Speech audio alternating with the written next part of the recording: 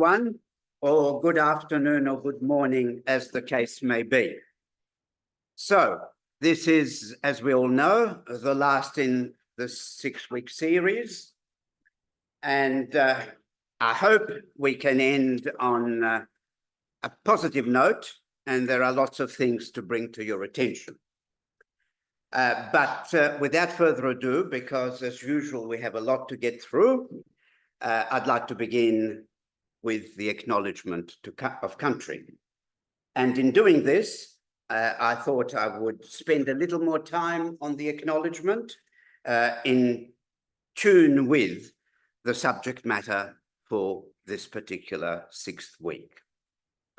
So we acknowledge the traditional custodians of the land, which was never ceded, where we are now gathered, the Wurundjeri people of the Kulin Nation, and recognize that the land continues to be sacred to them. They are the guardians of the earth and of all things that grow and breed in the soil. They are the trustees of the waters, the seas, the streams and rivers, the ponds and the lakes, and the richness of life in those waters. We thank them for passing their wisdom and heritage to people everywhere since the dream time, unmatched anywhere else in the world.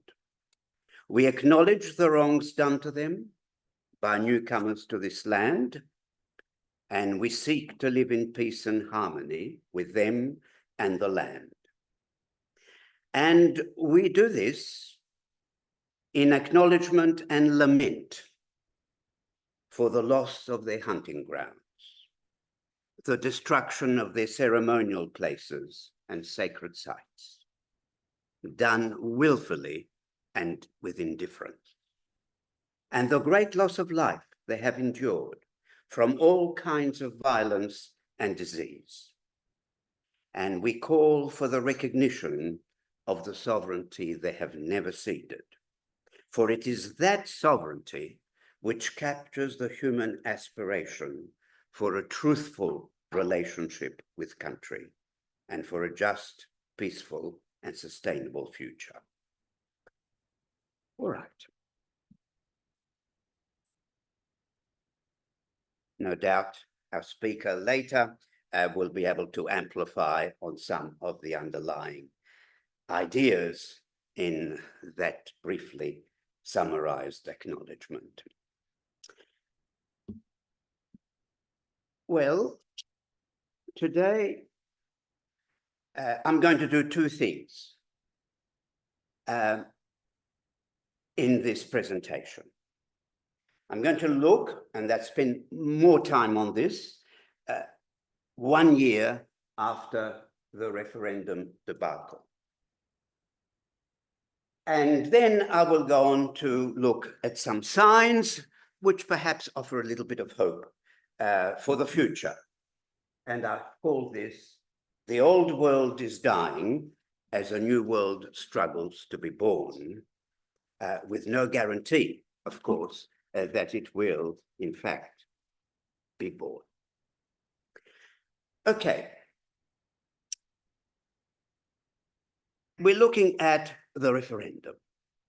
It's exactly a year since it happened. One of the most fateful dates in Australia's history of the last 200 plus years. It'll soon be 250. And by all accounts, it was a dismal failure. Only 39.9% of legal votes supported the proposition before the people. None of the 6 states came close to a majority in support of the voice to Parliament, not one. The ACT, which is not a state, was the only exception. No matter where you sit, it was a debacle. A debacle. One of the worst debacles in Australia's relationship with the Indigenous peoples. But it was not an unmitigated disaster. Now, you've got to be able to handle those two together. A debacle, but not an unmitigated disaster. Okay. Those who campaigned most aggressively for a no vote, there were many people who supported the no vote, including many who thought the voice proposition was nowhere near progressive enough and not deserving of a yes vote. Many, maybe more than 10%. But those who campaigned aggressively for a no vote took us back to the Australia of the 50s and 60s. The Australia that many of you have not lived through, best known as the era of assimilation. And behind the slogan, if you don't know, vote no, for those who aggressively argued against it, were two claims. And we've got to understand these two claims. I think if I were to ask the people in this room or those online, what were the two main claims of the aggressive no vote proposition, you probably wouldn't be able to remember them. The first claim was that a yes vote threatens an unequal society, and we want to be equal. Whereas this proposition proposes to put one section of society, a small minority, into a privileged position, denying others the same privilege. How could we possibly do that in egalitarian Australia? Out. Okay. And the second claim was that this would only help to separate and divide rather than unite, rather than helping to create a cohesive nation based on Australian values and institutions, the values and institutions which are part of the Western tradition. And how could we possibly do that? And this was a very effective line of argument. These arguments, however, we've got to understand the historical context. They take us back to the assimilation policies of the 50s and 60s. What did that involve? What does it mean, assimilation? It means that all Aborigines and part Aborigines, they were distinguished, had to live as other Australians do, because that form of life is superior to theirs.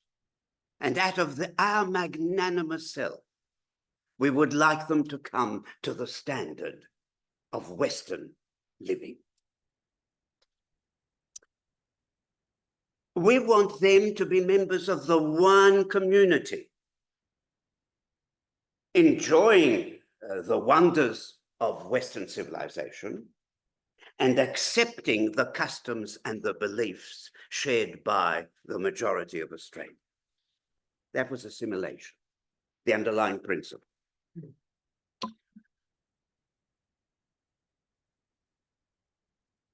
This shifted over time. And the greatest shift came during the Whitlam years, and even more so during the Fraser years. This was the first, Fraser in particular, was the first Australian Prime Minister who put land rights on the table. And he said, it's not discussable. Of course there are going to be land rights. It is so obvious that we need to recognize their prior occupation of the land.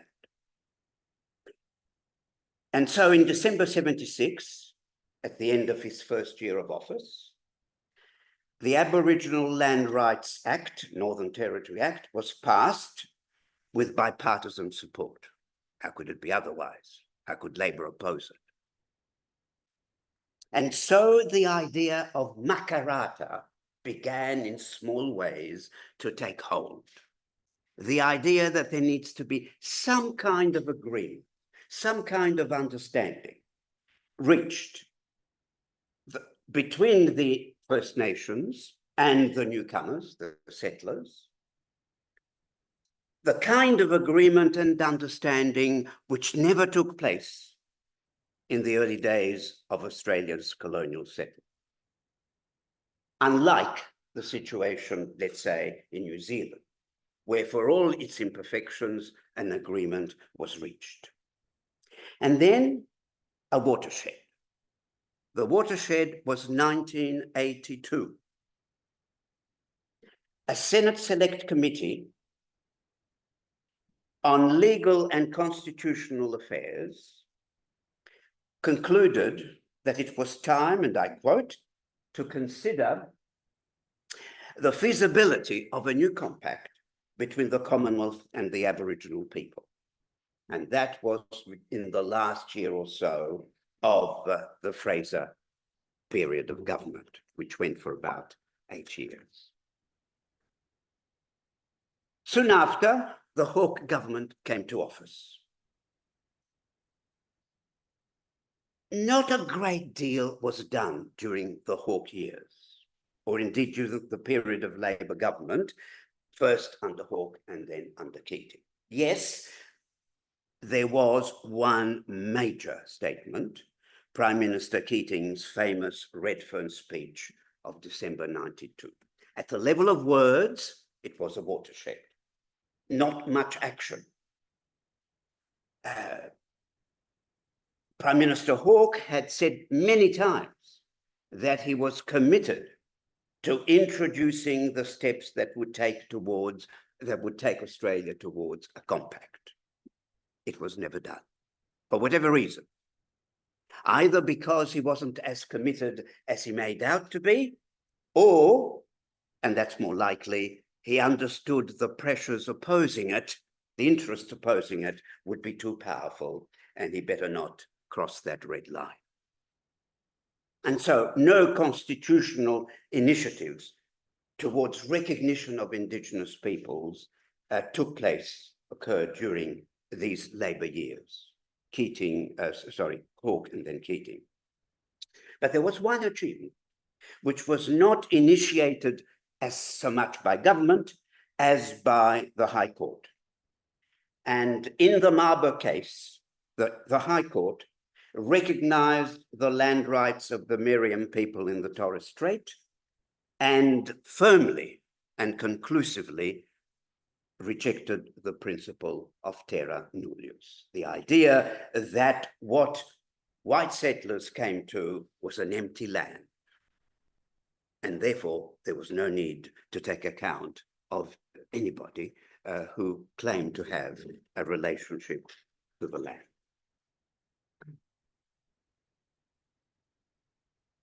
And so for the best part of 20 years, not a great deal happened. Until a commission had been established, which eventually resulted in extensive consultation with Indigenous communities, both between them and government. And finally, the statement of the 2017 National Constitution Convention, the Uluru Statement. The Uluru Statement can be regarded as the greatest gift of the First Nations to the people of Australia in the 21st century. The greatest gift. What were the main pillars of that Uluru Statement? First, that the First Nations held sovereignty over this land. But by that, they made it clear it was not state sovereignty they were thinking about. State sovereignty is a lesser thing. It's for people who are concerned with power, and they weren't concerned with power. Theirs was spiritual sovereignty, completely different from the power sovereignty of the West's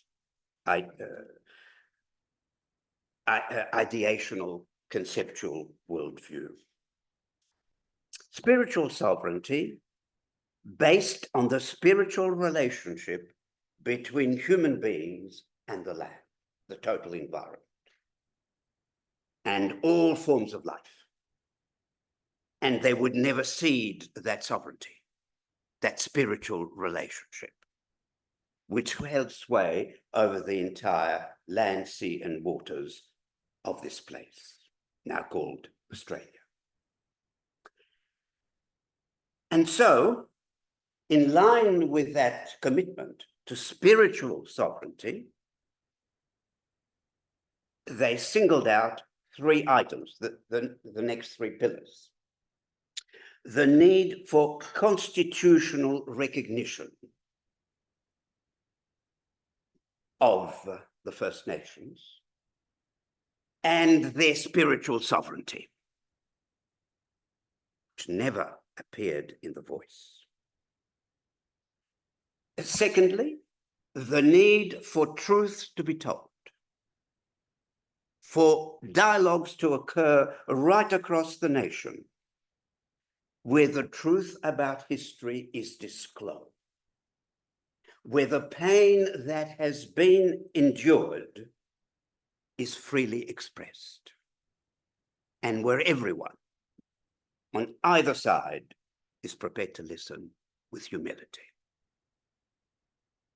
And the last, the Makarrata, a compact, an agreement between the state sovereign authority and the First Nations as the holders of spiritual sovereignty, and towards that, the establishment of a commission for an eventual Makarrata agreement, compact, whatever you like to call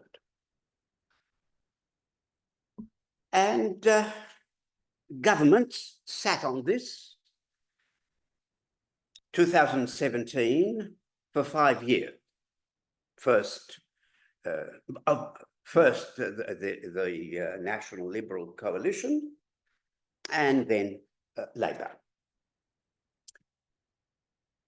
And finally, the voice to Parliament was framed. Now, something very peculiar happened. A dramatic shift in public opinion. Next one. Now, look at this. The green curve tells you what happened to those supporting yes. And the red curve tells you what happened to those supporting no. So from a thumping majority, it turned out to be a losing minority. So something very dramatic happened between August 2022 and October 2023. And so very few people have really analyzed what happened during those 14 months. What happened? This is very unusual. Yes, there was a dramatic shift during the Vietnam War between those supporting the war and those opposing. But it took 5 or 6 years. And even then, it wasn't quite as dramatic. What happened? There can be no Australian who's remotely engaged with issues of this kind who doesn't know how to answer the question. But the reality is the majority don't. That's the reality. We have to face it. The two main contributing factors, many factors, but if I had an hour or two, I could have gone to a few more, but the two that stand out. The first, a concerted, highly organized, extremely well-funded campaign led by an assortment of interests. powerful interests, appealed to the fears, the anxieties, and the illiteracy of a substantial section of the population. Now, the front line of this organized campaign was the coalition parties. But you would be foolish to think that they had dreamt it up and that it was their baby first and foremost. Foolish. Foolish. They were spokespeople for more powerful interests. Of course, they saw it would work to their advantage. They were the spokespeople. They weren't the prime movers who thought it through in detail, who made the money available to fund this massive campaign. And they knew exactly which particular tunes to play that would strike a chord with the Australian population. Extremely well researched and extremely well funded. And the fact that they managed to get a few even indigenous voices supporting this campaign was a sign of how well organized they were. And the second factor was the Albanese government. Utterly inept. Utterly inept. Let's call a spade a spade. Timid and inept. If you wanted a referendum to fail, you'd have to put it in their hands. Nobody else could fail it as easily as they could. Because, one, they didn't understand the first thing about spiritual sovereignty. They wouldn't know spiritual sovereignty if they fell over it.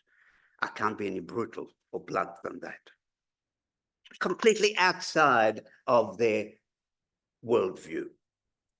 And therefore, there was nothing in it, in the voice. And secondly, they knew the interests that were funding this campaign. And those same interests could turn against them. They knew what these interests were. And that's why they never answered the question directly. And some journalists, a few, not many of them, asked the question of them. Excuse me, Prime Minister. Excuse me, Minister this or Minister that. They were going to have a voice about what exactly? And what will you do when that voice, when it is heard? It was never answered. You know why?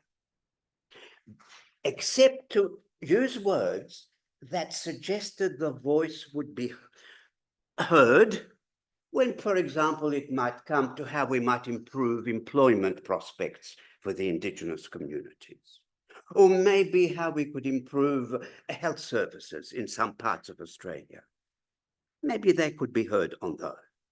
But if you said it too clearly and too sharply, you would be immediately asked the next question, and that had to be shunned. The question that really mattered. And will we have a voice on how this land is used? For agricultural purposes, for mining purposes, and the taboo subject on the stationing of military bases on land we call ours. Could you imagine the Prime Minister having to field a question like that? He had to do all in his power to prevent those questions coming to the fore, because they would be most uncomfortable how to answer them. And that caused the confusion. What exactly is the voice about? You're not making it clear. And those who had those doubts were right. It was never made clear. What were the areas in which the voice could be heard? Let alone, what would you do with a voice once it had made itself heard? Okay. So these two combined and produced the result. And following that, on the part of the First Nations and the many who supported them one way or another, there was confusion after the referendum, despondency, and serious questions unanswered about where to from here. Where to from here? And there's one thing that's now coming through, and that is how resilient these First Nations are. And how wise. They said, no rash decisions. You see, it's not the Western attitude to time.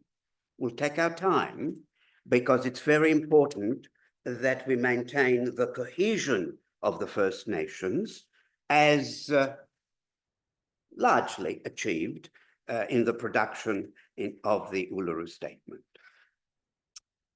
So there are some very hopeful signs in what is transpiring even since October of last year.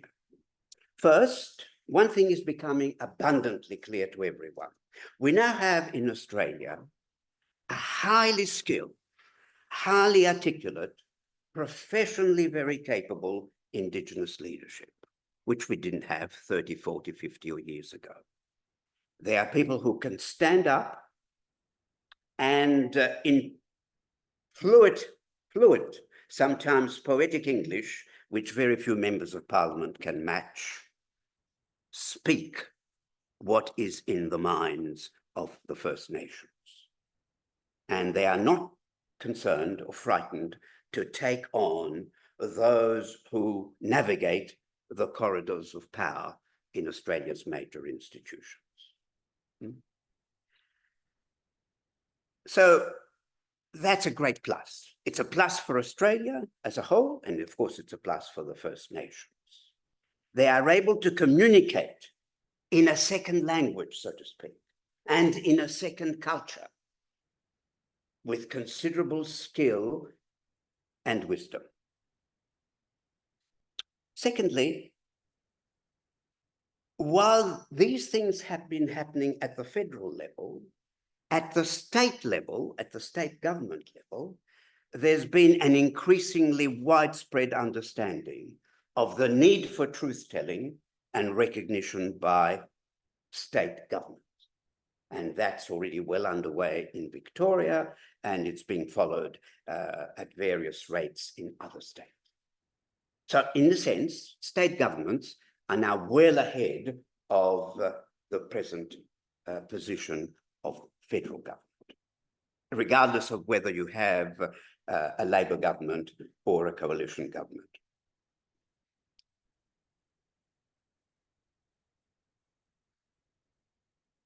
Thirdly, it's an international sign.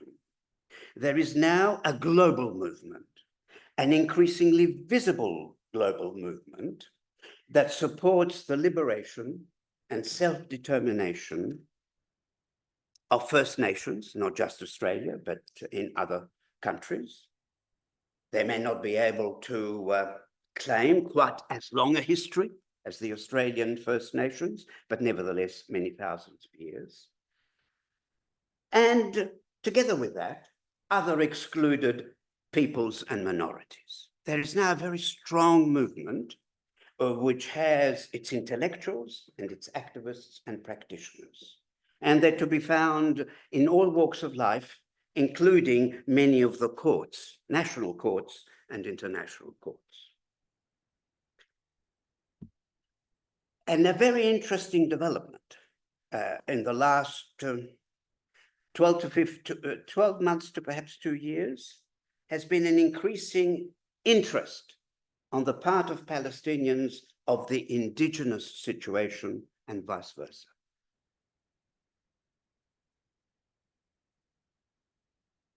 And this takes us to some other hopeful developments, at least as I see them, on the world stage. The first and the most obvious, it's complex. It's not uniform, but the steady, nevertheless, slow but steady rise of the global south, made up primarily of the colonized. The colonized in Africa, Asia, and Latin America are now much more vocal than they have ever been, much more skilled and capable on the international stage than they've ever been, and they're able, at the very least, to make a nuisance of themselves, so to speak. In other words, they command attention in a way that hasn't been the case even in the post-independence period. And so you see many initiatives on the part of global South countries, including the formation of new regional and multilateral arrangements, the most important of these being the BRICS, B-R-I-C-S, which initially was Brazil, Russia, China, India, but now has South Africa and several other global South countries. And the interesting thing about that is that they are gradually moving to the position of being able to engage in international financial and trade transactions quite independently of the dollar, which is one reason why dollar-based sanctions are nowhere near as effective as they once would have been. There is a shift taking place, which is cultural, and that may be more important than the political or economic shift, important as they are. A cultural shift from the global north to the global south. And more particularly, if we're going to be geographical about it, from the Occident to the Orient. The self-confidence of the Orient is renewed or renewing, whether you're looking at India or China, which are in part competitors, or the much smaller countries, Indonesia included. We know that within, I can't be precise, 15 to 20 years, Indonesia will be the 5th largest economy in the world. And there is another important development. All of these developments have some positive aspect to them. Of course, there are negative possibilities, of course. Western publics, the publics in Western countries, which make up, admittedly, an important, still very important centers of power, but it's important to remember, make up less than 10% of the world's population. English is no longer the language spoken by the majority in the world today. And in the United States, within 30 to 40 years, Spanish will be the main language spoken at home. Within 60 years, by a huge majority. It's unstoppable. Every demographer will tell you that. Not only because they keep coming in large numbers, but the fertility rates are so much greater. The other that I was leading up to, the other trend is that Western publics, where? In Europe, in the United States, in Canada, Australia, there aren't that many others. The publics have become increasingly mistrustful of their own institutions. Political parties in particular, the functioning of parliaments, mistrustful of the media and the reporting in the media. So that can go into a positive direction, a critical eye on what is happening, asking probing questions, not taking anything for granted. And there is some of that happening, positive. but there is a negative possibility. A negative possibility. And that is that the mistrust will be exploited, manipulated by the extreme right. And that's exactly what it is doing. Extreme right parties are now winning government in parts of Germany, in states that make up the German Federation, in the Netherlands, and it could swing that way. It's not inconceivable in France and some other countries. And this is exactly what happened, a version of, prior to the Second World War, in the case of Germany and another Nazi Germany and a number of other fascist states, Italy and Spain in particular. But there were others. So, yes, there are hopeful signs, no doubt. But it can easily be derailed. So one needs to be on the lookout. But the point is that the number of those who are working towards a more humane, cosmopolitan, just, and sustainable world are growing, and growing relatively quickly.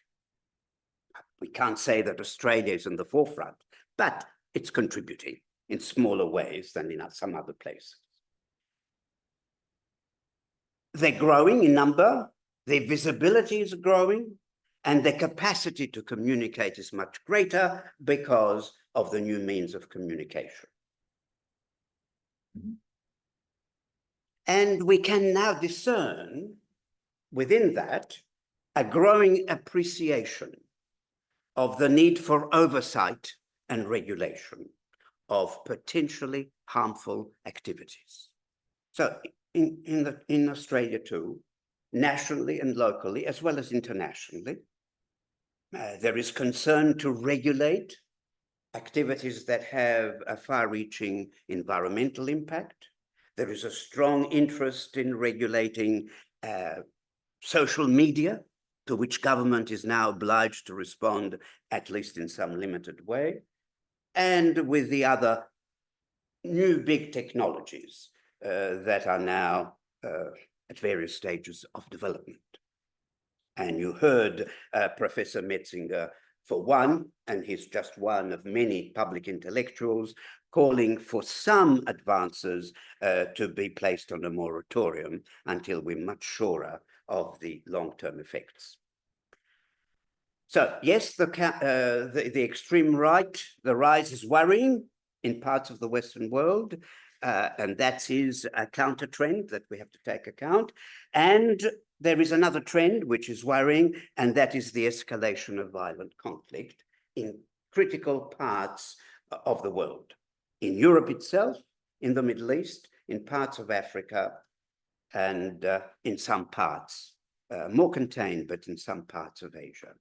And the problem with escalating violence of the kind we're seeing most glaringly in Palestine and Ukraine is that it diverts, violence of this kind, diverts scarce resources from the needs of society and from the needs of the environment. In fact, it creates additional strains and stresses on both society and the environment. Nevertheless, as we look back, there are some, so long as we understand nothing is perfectly positive and nothing is perfectly negative. Even out of war, some useful things sometimes emerge and vice versa. But nevertheless, some people, next. So for example, if you look at three graphs that I'm going to show you, life expectancy, if you think it's a positive thing, has increased dramatically over the last 20 or 30 years, but it's a long-term trend.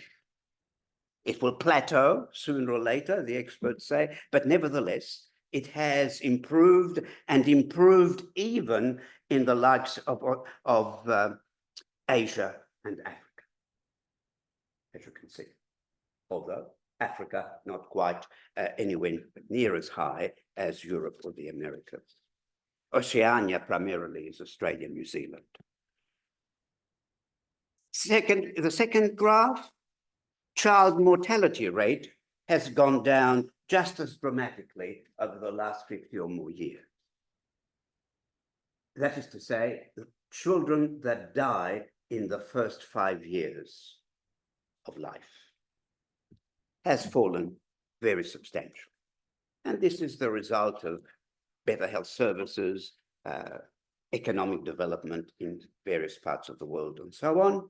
And similarly, the third graph, which shows what has happened to the economy. Well, we're not so much concerned about the likes of the United States, Japan, or Australia that have been relatively affluent for a longish time, but we can see that even the Chinas and Indias of this world have made have experienced a dramatic growth in economic output, not evenly shared. Gross inequalities persist in many parts of those countries, as they do in the industrialized world. So it's a complex picture, but there is enough to want to explore the positive developments and to see where hope lies in the future. And I will have something to say as a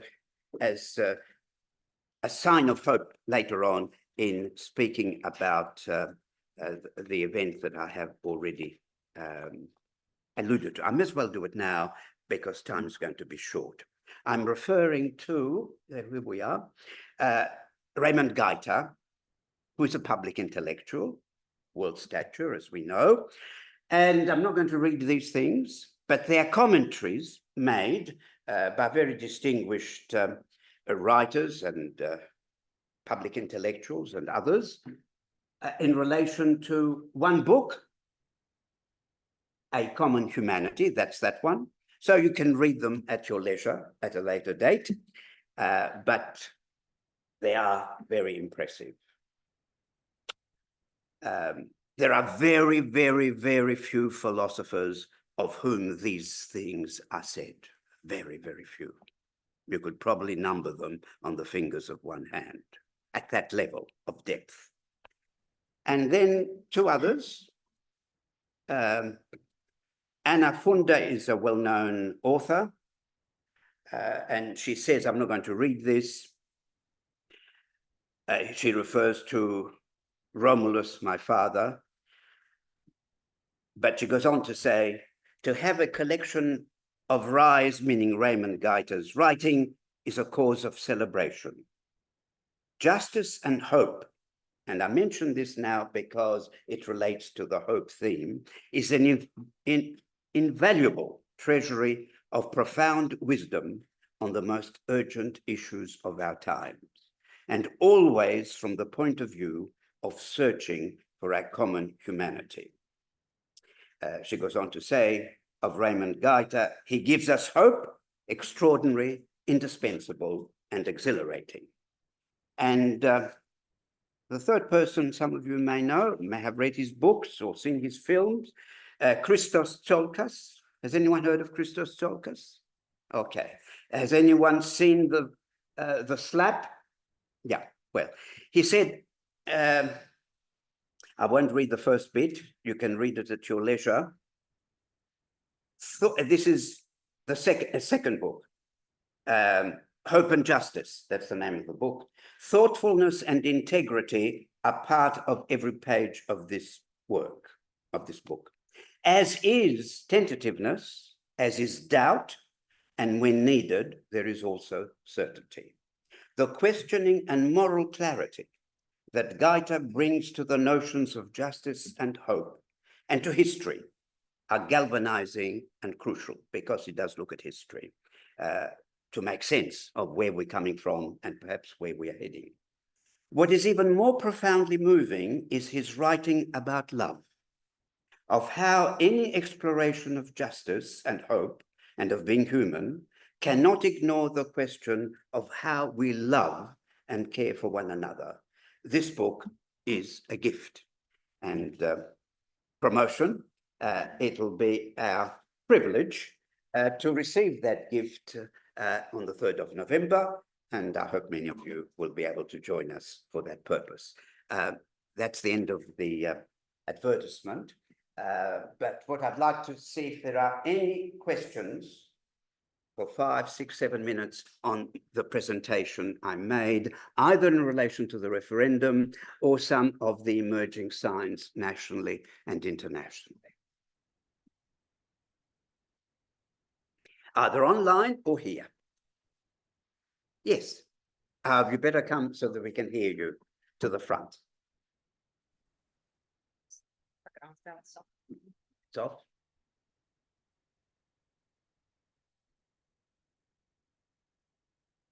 Thanks for the information.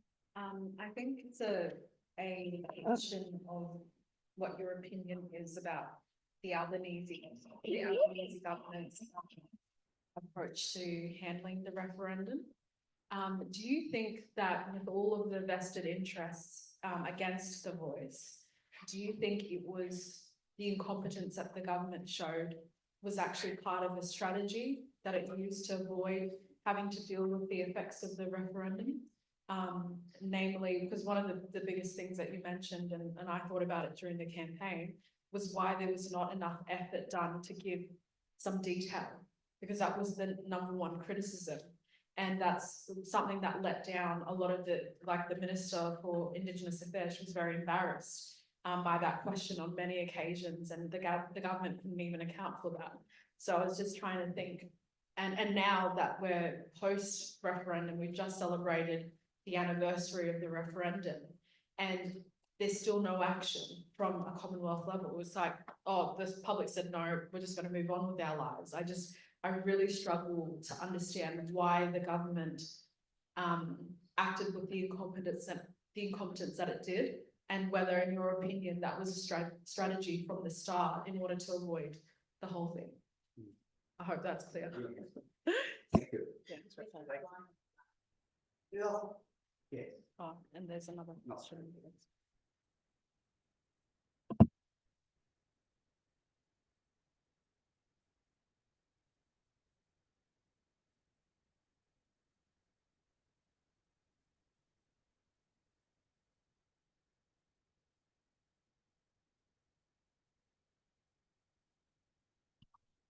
You can go ahead with your question online, Casey.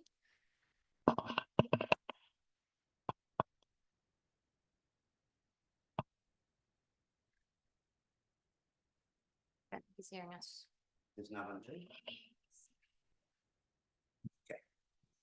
Well, just very quickly, I don't think it was a well thought out strategy. I don't think it was deliberate subterfuge. I think there was a commitment to do something. But what that commitment was, what it would mean, how it would be explained, was not, I think, particularly well thought through, and that came out. So as soon as there was a probing question, they ducked for cover. Sorry, Joe, are you addressing me?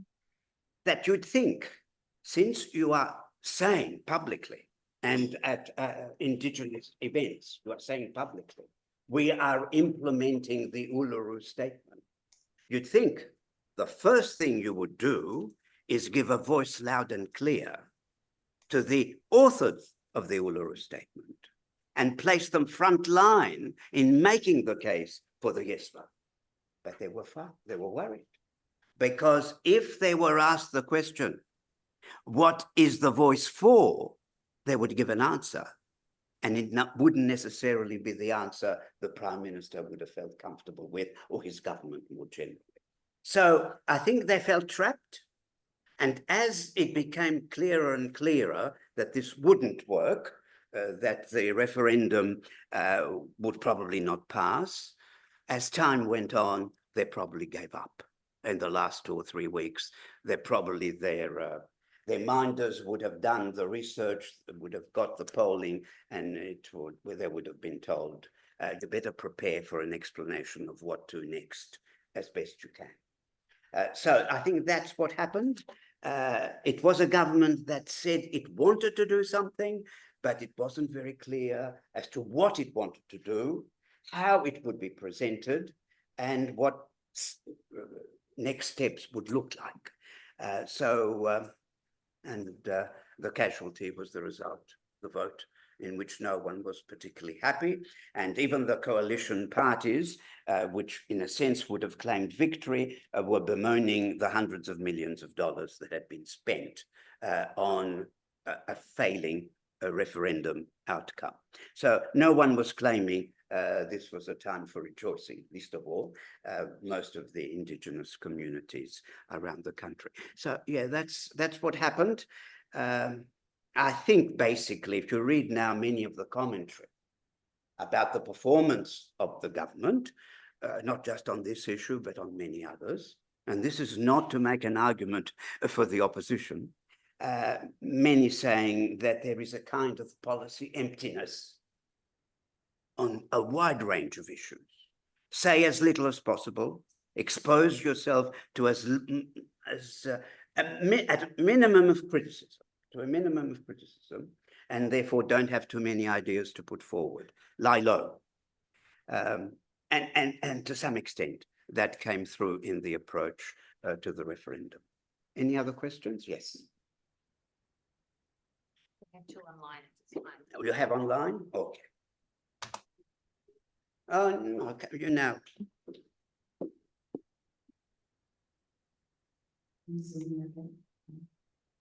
So I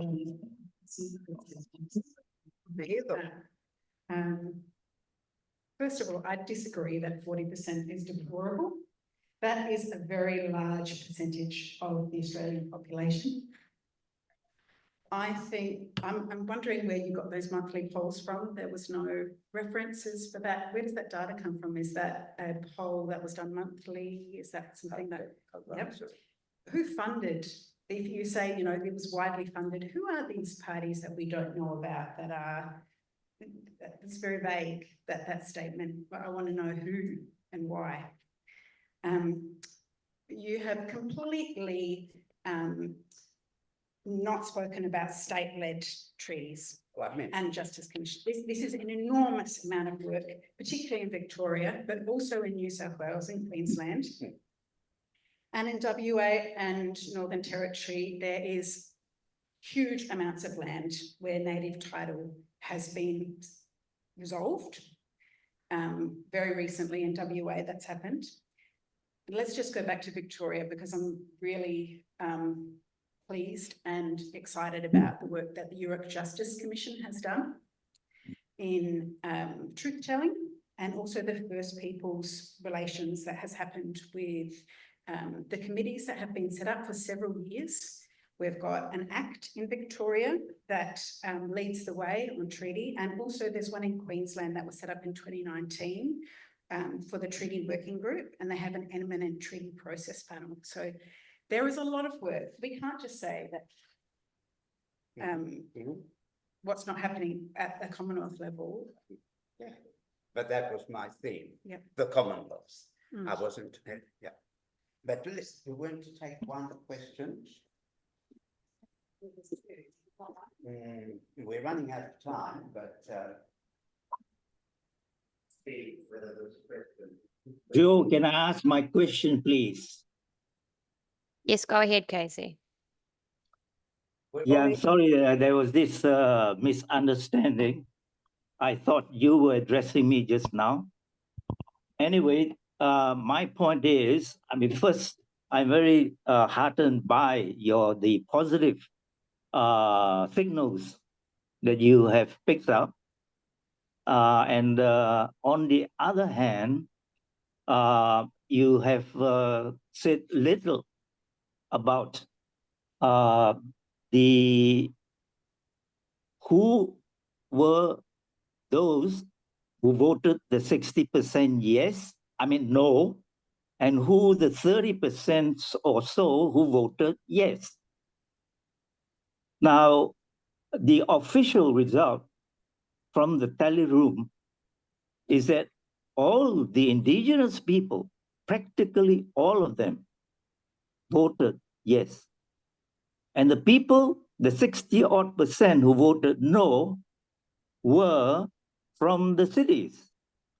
And this, I see, this is, of course, consistent with the campaign that you mentioned. But there is a huge,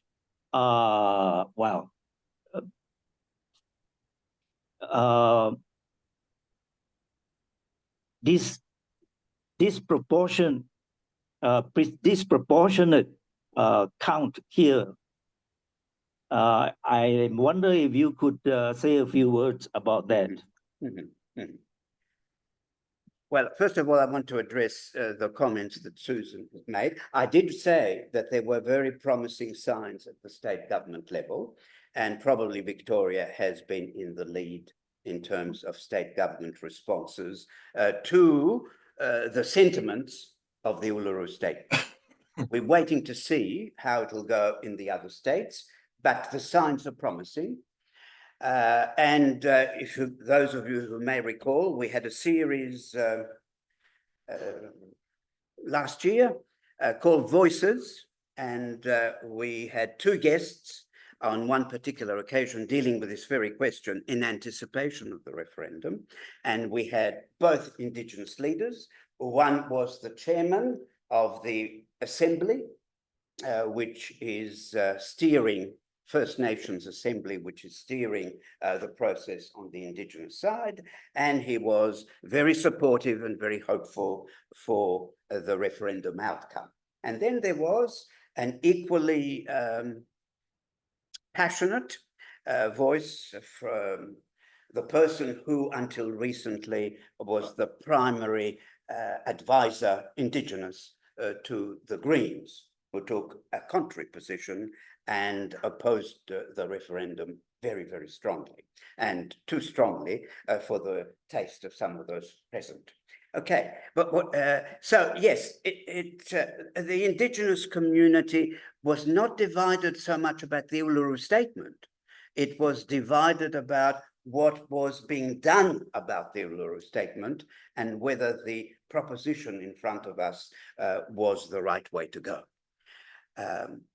So I don't know. I don't think I've seen any serious analysis of how the Aboriginal vote transpired in the cities as well as in the remote areas. Now, on the question of that, that graph, that was done by a very distinguished ANU center, and I will make it available. It's 90 pages, very detailed, extraordinary detail, and well worth reading, an analysis of every aspect of the vote and how one is to interpret it, and the graphs are theirs. The graph is theirs. But they have lots of individual graphs preceding this final overview graph. So I'll make the source available, and people, if you're inclined, can at least read the summary, the executive summary of that report, which I think from memory goes into, I don't know, 70, 80 pages, perhaps more. So yes, there are positive signs, and that's why I spoke of the resilience and the skill of Indigenous communities, to the extent that at least state governments, at least some grudgingly and slowly, others more enthusiastically, feel the need to respond to the articulate voices that are now coming through. But it won't be an easy ride, even in Victoria, and we'll have to wait and see what exactly the compact will produce. The fact that they're working on a compact is a great positive sign, but everyone will want to see not only the headlines, but the fine print.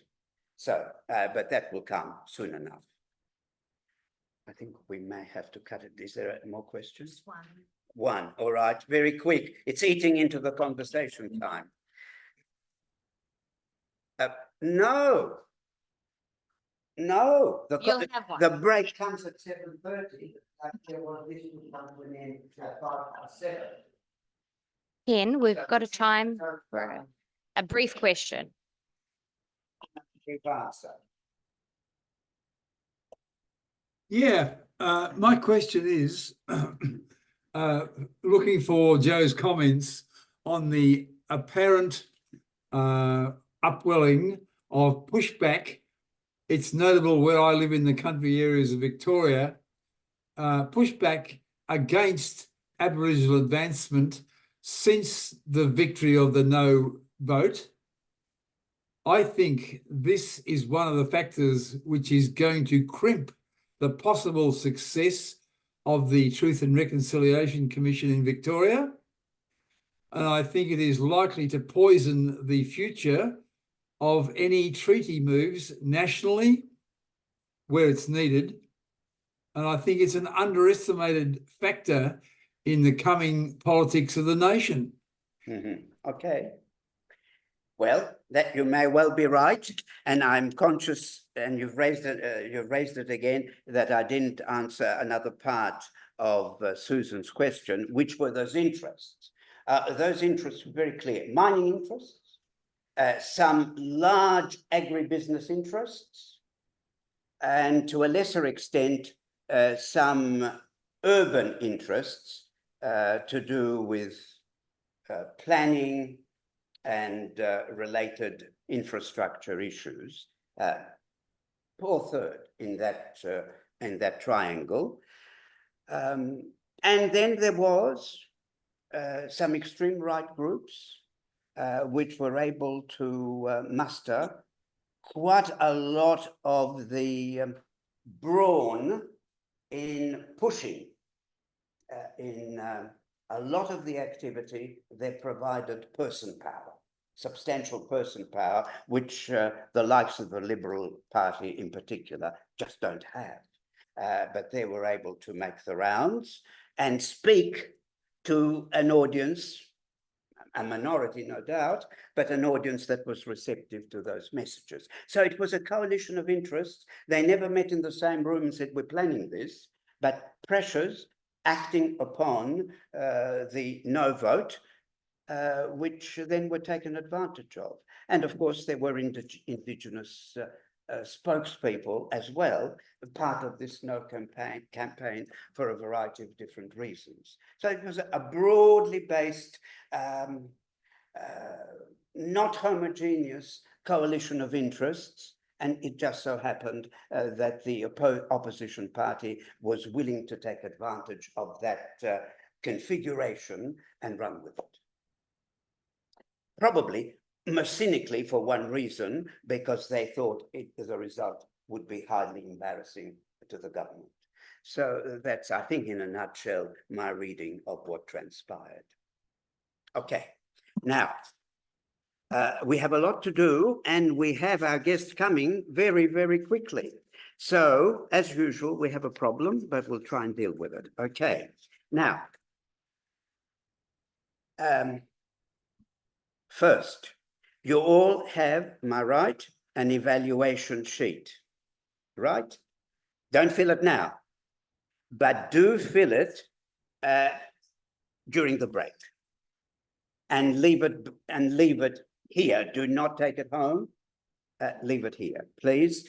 And similarly with those online, please fill it in today and then email it to us. If not today, then at least tomorrow, so that we can pull them together, and then we can analyze the evaluation and put something up on Patreon or other media, what the evaluation is. We're particularly looking to hear ideas you may have for future programs, activities across the board. So give it some thought and do the best you can. It shouldn't take more than 3 or 4 minutes to fill in once you know what you want to say.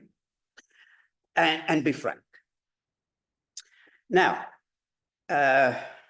we will need to squeeze a little bit into our break time, and we may need to start the conversation with Celeste 5 minutes later, but we'll still manage. So could you get into your groups? And these are questions meant to prod and provoke.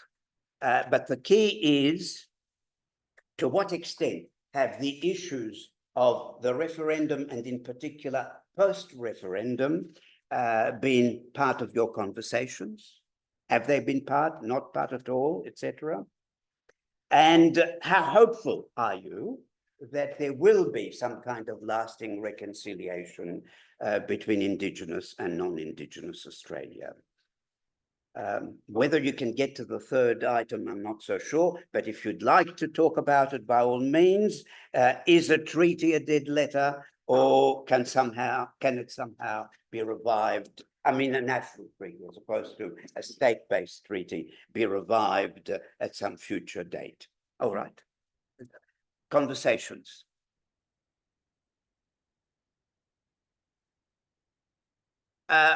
You can put your name on it if you want, or it can be anonymous, whichever you feel more comfortable with. You can put your name at the top, or you can not put it in. Off you go.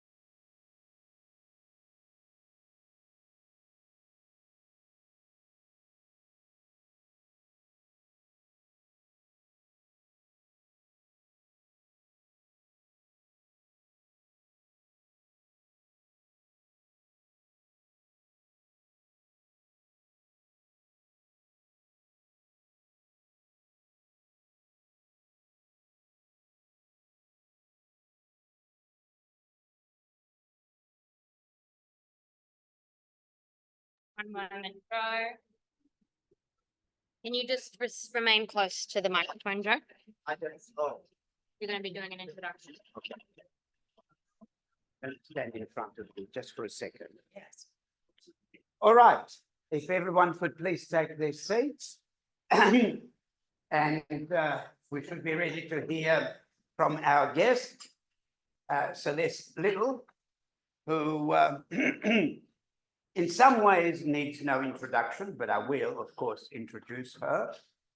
She has written a lot, spoken a lot about a wide range of issues, especially affecting the First Nations.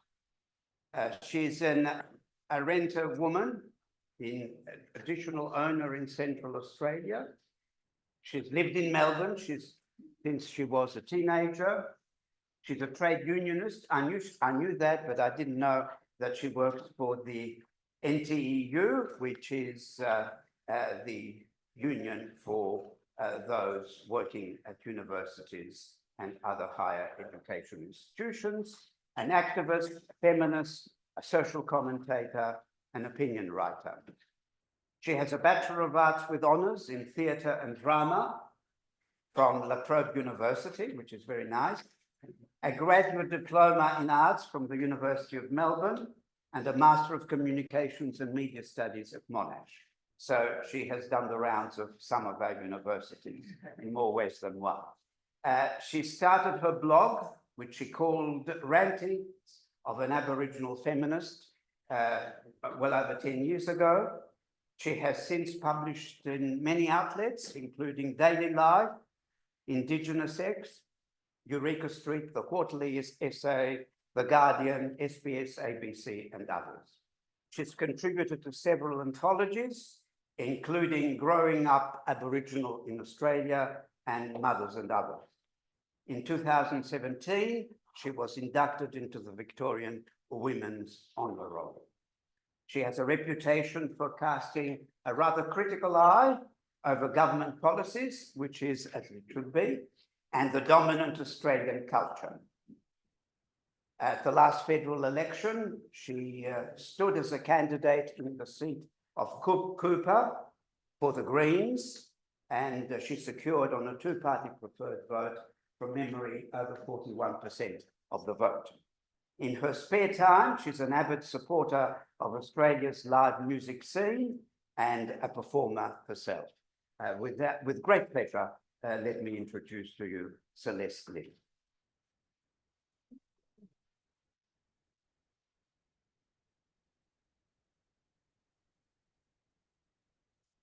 Turned back this way, I assume. Cool. Got the slides up too. Yeah, so look, before I begin anything, I just wanted to take the time to acknowledge the traditional owners. That looks good. The traditional owners of the lands on which we meet tonight, the Wurundjeri people of the Kulin Nation, and pay respect to their elders, past and present. I would like to extend that respect to any other Aboriginal and Torres Strait Islander people here tonight. As an Aranda woman whose traditional lands include Mbantua or Alice Springs, and then east and southeast of there, I acknowledge that the Wurundjeri people have never ceded their sovereignty, that a treaty or agreement for use of these lands is yet to occur, and that these lands were stolen via an illegal and false claim. I therefore, as a visitor on these lands, pledge my solidarity to the Wurundjeri in their ongoing struggle for justice. So I'm speaking to you all at an opportune time, and I want to preface everything by saying by giving a bit of a content warning. I'm going to be confronting, particularly later on in this talk. There's also going to be images of some of my family members that have passed away. These are important to the story, but for cultural reasons, if people need to step out at that time, that's fine too. But yeah, just the other day we reached the first anniversary of the referendum for the Voice, and it gives us an opportunity to reflect on the process that was and what has happened since. In the lead up to the referendum, I myself was asked on several occasions to break down what was going on and give my views on the Voice proposal as it stood. The reason I was called upon was simple.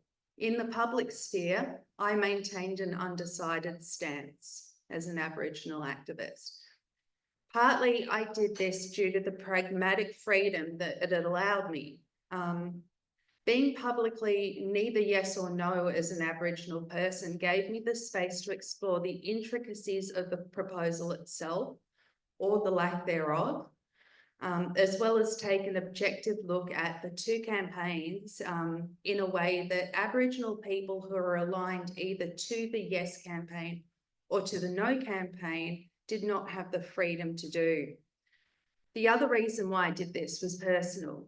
What was on the table was nowhere near good enough in my individual opinion. It didn't do any of the things that either the yes or no campaigns said that it was doing. And I couldn't, in good conscience, come to a decided position on what I felt was a very faulty proposal. There was a lot of pressure to declare a hand as an Aboriginal person either way. And for not doing so, the consequences were quite steep. It particularly sticks in my craw to this day that some non-Indigenous supporters of the Yes campaign actually took it upon themselves to accuse Indigenous people not explicitly backing in the Yes case of siding with racists, as if there was nothing racist in them themselves telling us what was good for us. Meanwhile, it was ignored that Indigenous people, or was greatly ignored in the media particularly, that Indigenous people who were saying no were mainly, just mainly, doing so because they were taking more hardline positions on treaty or sovereignty stances. There were also Indigenous conservatives who backed in the mainstream campaign, the mainstream no campaign, I should say. I personally found this a pretty ridiculous stance for them to take because they were merely reinforcing mainstream political ignorance. But they had a right to that stance, and I will return to that point a bit later. But now it's a year down the track and we need to return to the statement itself, as I've got it up there. So, yeah, the history of how the document came to be is deeply flawed. And I say that as somebody who was tracking the process over an entire decade. Through my own writings, from reflections on the expert panel to the You Me Unity campaign to recognise, to the community consultation process, and then finally to the Uluru Gathering and the development of the Uluru Statement. The Labor government promised at the last election campaign to implement the Uluru Statement in full. And it's the in full part that the federal government appears a year down the track to have the most problem with implementing. Most recently, Anthony Albanese used his platform at the Gama Festival to not only backpedal on the government's previous statement that they would fund a Makarrata Commission, but also just to highlight that state governments were negotiating treaties locally, as if this automatically means that treaty is no longer a federal responsibility, even though it's the federal that has the direct relationship with the Crown. I take exception to Albanese shifting treaty responsibilities on the state. First, we need to recognise that the Constitution, the Australian Constitution as it stands, is an agreement made by the states to work together in a modern democracy. Second, we need to understand that the Constitution itself was written to impose a foreign form of governance, Western democracy, on a landmass via the erasure of several millennia worth of history. And self-governance using the false declaration of terra nullius to do so, land belonging to no one. Thirdly, though, we need to understand that the Constitution itself is a relic that was designed by the architects of the White Australia policy. Remnants of this actuality remain in the Constitution to this day. When I say this, I mean specifically, what I mean specifically rather is the right contained in section 25 to stop people of certain races from voting. A right that has not been wielded for many generations, but is still very clearly in there. This right was wielded against migrants of colour mainly in the early days of Federation. It was also, though, used against Aboriginal people. And if I throw to the audience, can anyone in here tell me when in at least some part of this country, Aboriginal people were able to vote? It was earlier, yeah. So it was actually the mid-19th century in South Australia, and then Aboriginal women were technically allowed to vote when women were franchised in South Australia in 1895, and that right was taken away following the Federation and then the Commonwealth Franchisement Act of 1902, which gave women the right to vote. So it gave the right to vote, but then took it away from these particular groups. The other part of the Constitution that I remain fixated on is section 44, which removes the right to run for Parliament for a whole number of people, including, well, I basically say criminals, paws, and dual citizens. And it's the dual citizens part in particular that I'm fixated on if I'm talking about racism. Australia is one of the only Western democracies who demand that people don't have dual loyalties to a country, as it's put. And indeed, when a whole number of people in Parliament fell victim to the Section 44 debacle last decade, a lot of people found it amusing because it was impacting a bunch of white people who were never assumed to be the target of that particular section. That shouldn't have been actually funny to anyone. Specifically, it was a section, oh, we're gone. No worries. Should I keep talking or? Yeah. 10 seconds. That gives me an opportunity to wipe my hay fevery eyes. I'm so sorry, everyone. I was very thankful when the rain came down today. Yep.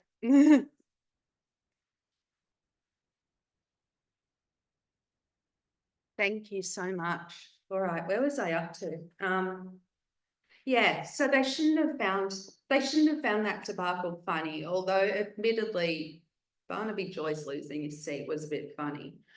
But specifically, it was a section that was originally designed to stop non-white people from holding any representative positions in our federal parliament. And how can a truly multicultural nation claim that this section has any place in the Constitution in 2024?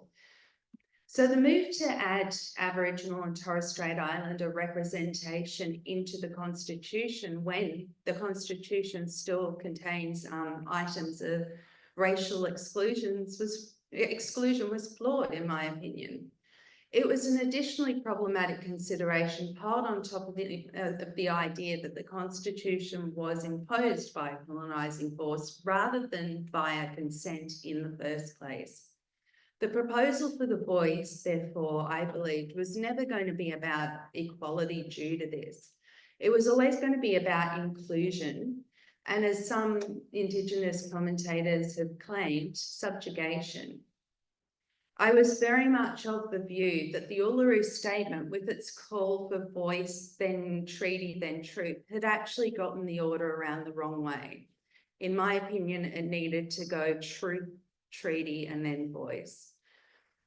I retain this view. I don't believe that there was a better expression of how great public ignorance is and how both sides tried to harness that public ignorance in their respective referendum campaigns than the devastating results that came to light that evening. I don't wish to dwell on this, but I do maintain that when it came to actually casting their votes, most Australians actually had no idea what they were voting for. much less what the Constitution itself is. It's why one side was able to frame this as being a great move of overdue recognition and power giving when it wasn't, while the other was able to literally reinforce the idea, if you don't know, vote no. Go to the next slide, please. This country has been long overdue for a truth-telling process. I'm old enough now that I have lived through many generations of calls of truth-telling. When the term the Great Australian Silence was coined in 1968 by W.E.H. Stanner, I was not yet born, but my father was a teenager who had grown up as a ward of the state like all other Indigenous Territorians. Though he would not officially define himself as such, my dad had been a victim of the forced assimilation programs that ended up being called collectively the stolen generations, when he and his siblings were taken off by welfare to school. Both of his parents had also been taken before him, and my grandmother in particular, Emily Perkins, was officially defined as a stolen generation kid and was featured in the Between Two Worlds exhibition in the 90s, telling her story. Get the next one. As a teenager though, I witnessed the Mabo ruling, the Redfern Address, the Whig legislation, the 10-point plan, and then the beginning of Howard's reinforcement of white nationalistic ways of viewing this country. To be a child at the time when the land rights movement was in full swing and we were seeing the massive convergences in Sydney and in Canberra during the bicentennial year, and then to see these gains diminished by the idea that confronting the truths of colonisation were actually about Aboriginal people focusing on the negative, and Australia instead needed to celebrate the positives, was truly something else. When I was a kid, Australia Day was not even a public holiday. We moved from that to folks draping themselves in the flag and to the endless lamb ads, and then positively, finally, to the growth of the Invasion Day rallies, which have their history all the way back to 1938 with the first day of mourning march. Truth-telling has therefore been organically hitting the agenda again. But what is really needed in this country is a concerted truth-telling effort, particularly considering that last year's referendum results show just how unaware of truth many Australians are. I wish to highlight the importance of truth-telling now by taking you on a personal journey. Earlier this year, I made the decision to embark on a journey of truth-telling that directly impacts my incredibly large Central Australian family. I took a commercial DNA test in the hopes of confirming or squashing a rumour that had been conveyed to me a few years ago by a family member. Now, given that this talk is, framed within ethics, I just wish to highlight something first. I have had long-held qualms about any Aboriginal person contributing DNA and to these commercial DNA companies. These concerns were enhanced really recently in the political sphere when One Nation Party called for all claiming Aboriginality to take a commercial DNA test, and then tried to set a benchmark of 25% Indigenous, under which anyone who didn't reach 25%, they argued, could be cut off, or should be cut off rather, from identifying. Gunditj Mara scientist Dr. Misty Jenkins gave a very informed takedown of how these tests cannot actually measure indigeneity. But from a personal, non-scientific perspective, I have to say that my own experience actually concurs. My test did indeed identify my Indigenous heritage, but in the 7 months since I took it, the percentage to which it identified, which I'm not telling you, it's gone up and down and it's jumped around based on, I don't know, whatever else hits their database. So it can't actually be Yeah, it's not a solid way to define indigeneity, and it completely erases anything but blood quanta. It doesn't erase the very Indigenous upbringing that I had, going to the land rights rallies in Canberra as a kid, or any of that sort of stuff. These tests are also limited and based on, and where our DNA may end up in the future as companies collapse or are traded is a risk that any Indigenous person should fully consider before engaging.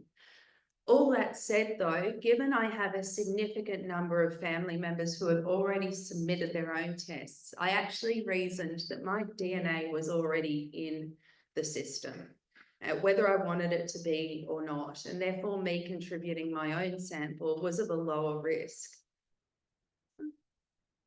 So my decision to take this test is directly linked to this referendum and the campaign that surrounded it. To place me fully in the picture for the audience, I am a member of two very prominent Aranda families. My grandfather on your left was Harold Liddle. He was the first Indigenous pastoralist in Central Australia, as well as a war veteran and incredibly well known in the territory. But Liddle itself is a huge name. I sound related to half the desert, and I am. And my grandmother was Emily Perkins. The anomaly in my family tree was recorded on the Liddle side and was told to me by one of my father's cousins about 5 years ago. At the time I wrote it off, I thought, how on earth can anyone prove a potential fact that would have occurred 130 years ago? However, as mentioned, I have a very large family, and in that very large family are very diverse political opinions. Yes, I have a Liberal senator cousin as well, and I ran for the Greens at the same election. That's a good demonstration of this.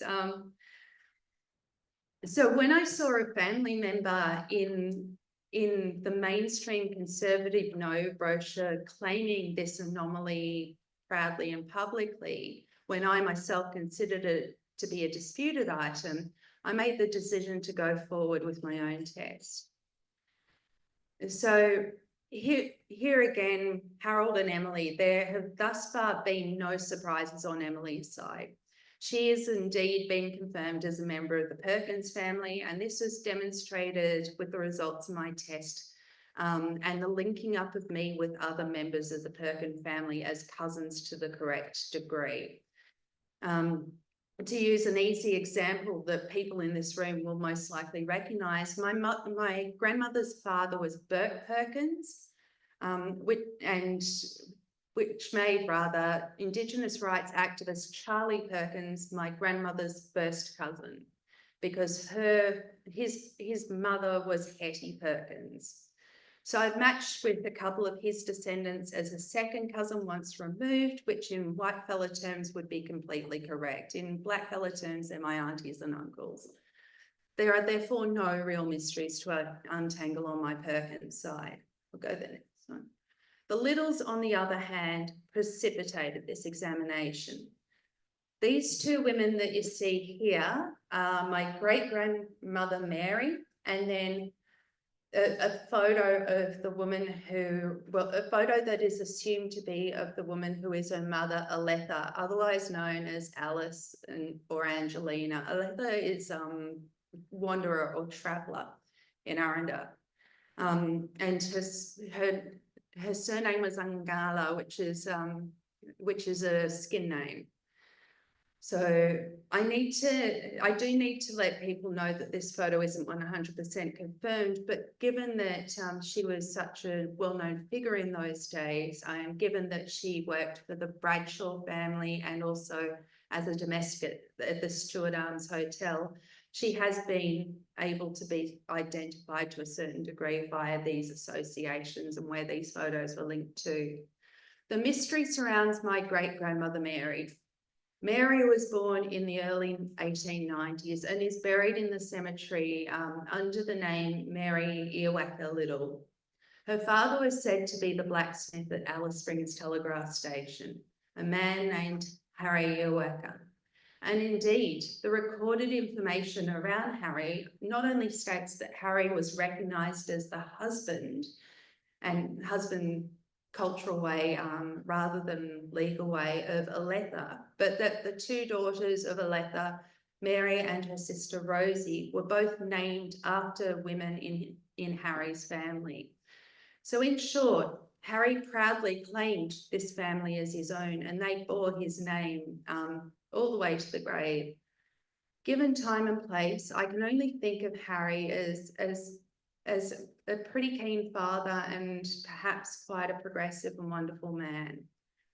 The anomaly was therefore recorded following a commercial DNA test of another family member, showing us not matching up with members of Harry Iwaka's extended family, but matching us up with another family entirely. And I'm now going to reveal the man whose descendants we were matching up as cousins via Mary.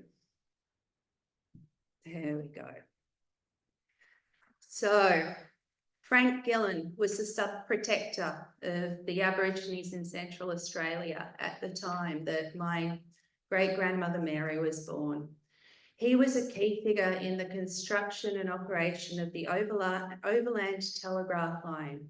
He is also most prominently known as the research partner of Baldwin Spencer. And it is through the works of Spencer and Gillen that the Aranda became one of the most documented groups of Aboriginal people in the country.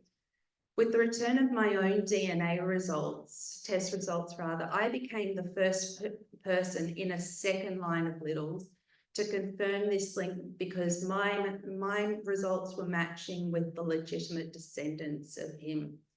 And therefore this became an undeniable fact, and we've had another line confirmed since. Okay.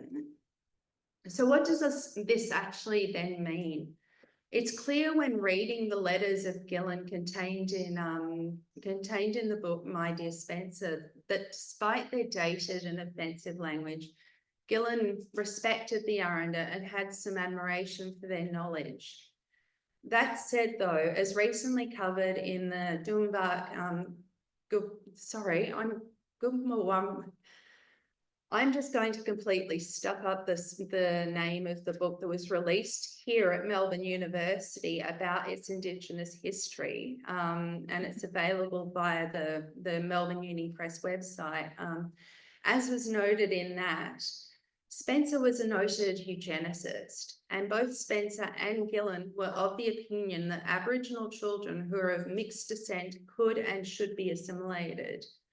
It was the observations and arguments made by these two men that directly, therefore, informed the policies that then would become the stolen generations, impacting the very next generation of my family. This means that my family were at the absolute coalface of their studies. It was observations of my direct ancestors that led nationally to policies that have devastated Aboriginal families across this country. Additionally, though, who now owns that knowledge that Spencer and Gillen gathered that earned them their place in the history books? So much so that Spencer has been honoured by having several university buildings named after him. Is it the acknowledged descendants of the men, or is it the Aranda people whose knowledge it was in the first place, and who now actually also happen to be living descendants of one of the researchers? If the latter, how can they claim this knowledge ethically, considering the impact that it had on so many Aboriginal lives for so many decades? And what about Mary, though? Was she the loved secret child of the local protectorate, or was she a result of frontier violence? Was she a cruel experiment? Certainly, I will never have the answer to this, and given that she is buried under her assumed father's name, I do not believe she actually ever knew any different. But I don't suspect that this was the case with Frank Gillen, and given that his own young family was with him in the centre, I cannot help but think that the existence of his own mixed-race descent daughter fed into his observation and theories in ways that are deeply disturbing to consider now, after so many years of destructive policies enacted on Aboriginal people to forcibly make us more like our colonisers. So I'm going to sign off this talk with the following ideas. If this is the legacy of the very, very, very large Liddle family, can we imagine how many other truths will be out there in the Indigenous community that Australia needs to examine to understand why this country is the way it is? How many other Aboriginal families descend from the protectorate regime or from the frontier wars or from anthropologists? And what does that mean to our structures, to our knowledges, to everything that has come together to make this country what it is? Certainly, I believe that without being brave enough to unpack this information and sit with it, Australia will never be ready to embark on a complete treaty process. Part of that process requires that we come to the table as equals, that we are knowledgeable, and that we commit to redress and ways forward.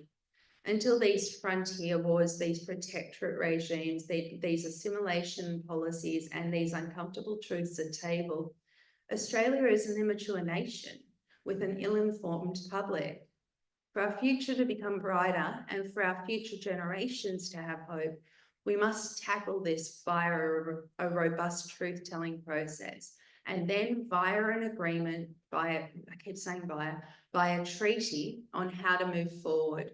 The voice was never going to win under the current circumstances of Australia, but perhaps with a better educated public and a proper agreement in place to protect Indigenous rights and non-Indigenous commitment, it may very well succeed in the future. Thank you very much.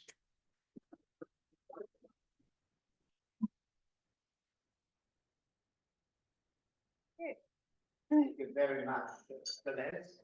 You've given us a lot to think about, from the personal to the national. Before we go to questions from the floor, both the online floor and here, just a couple of things to run past you.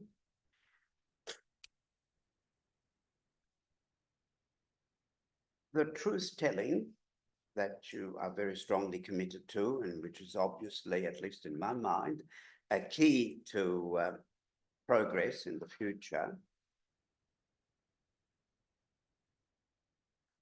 Do you see anything like this happening in the not too distant future? We can't put a time on it, but, and do you see some of the state government initiatives, including very much Victoria, as perhaps showing the way in which a start could be made at the national level?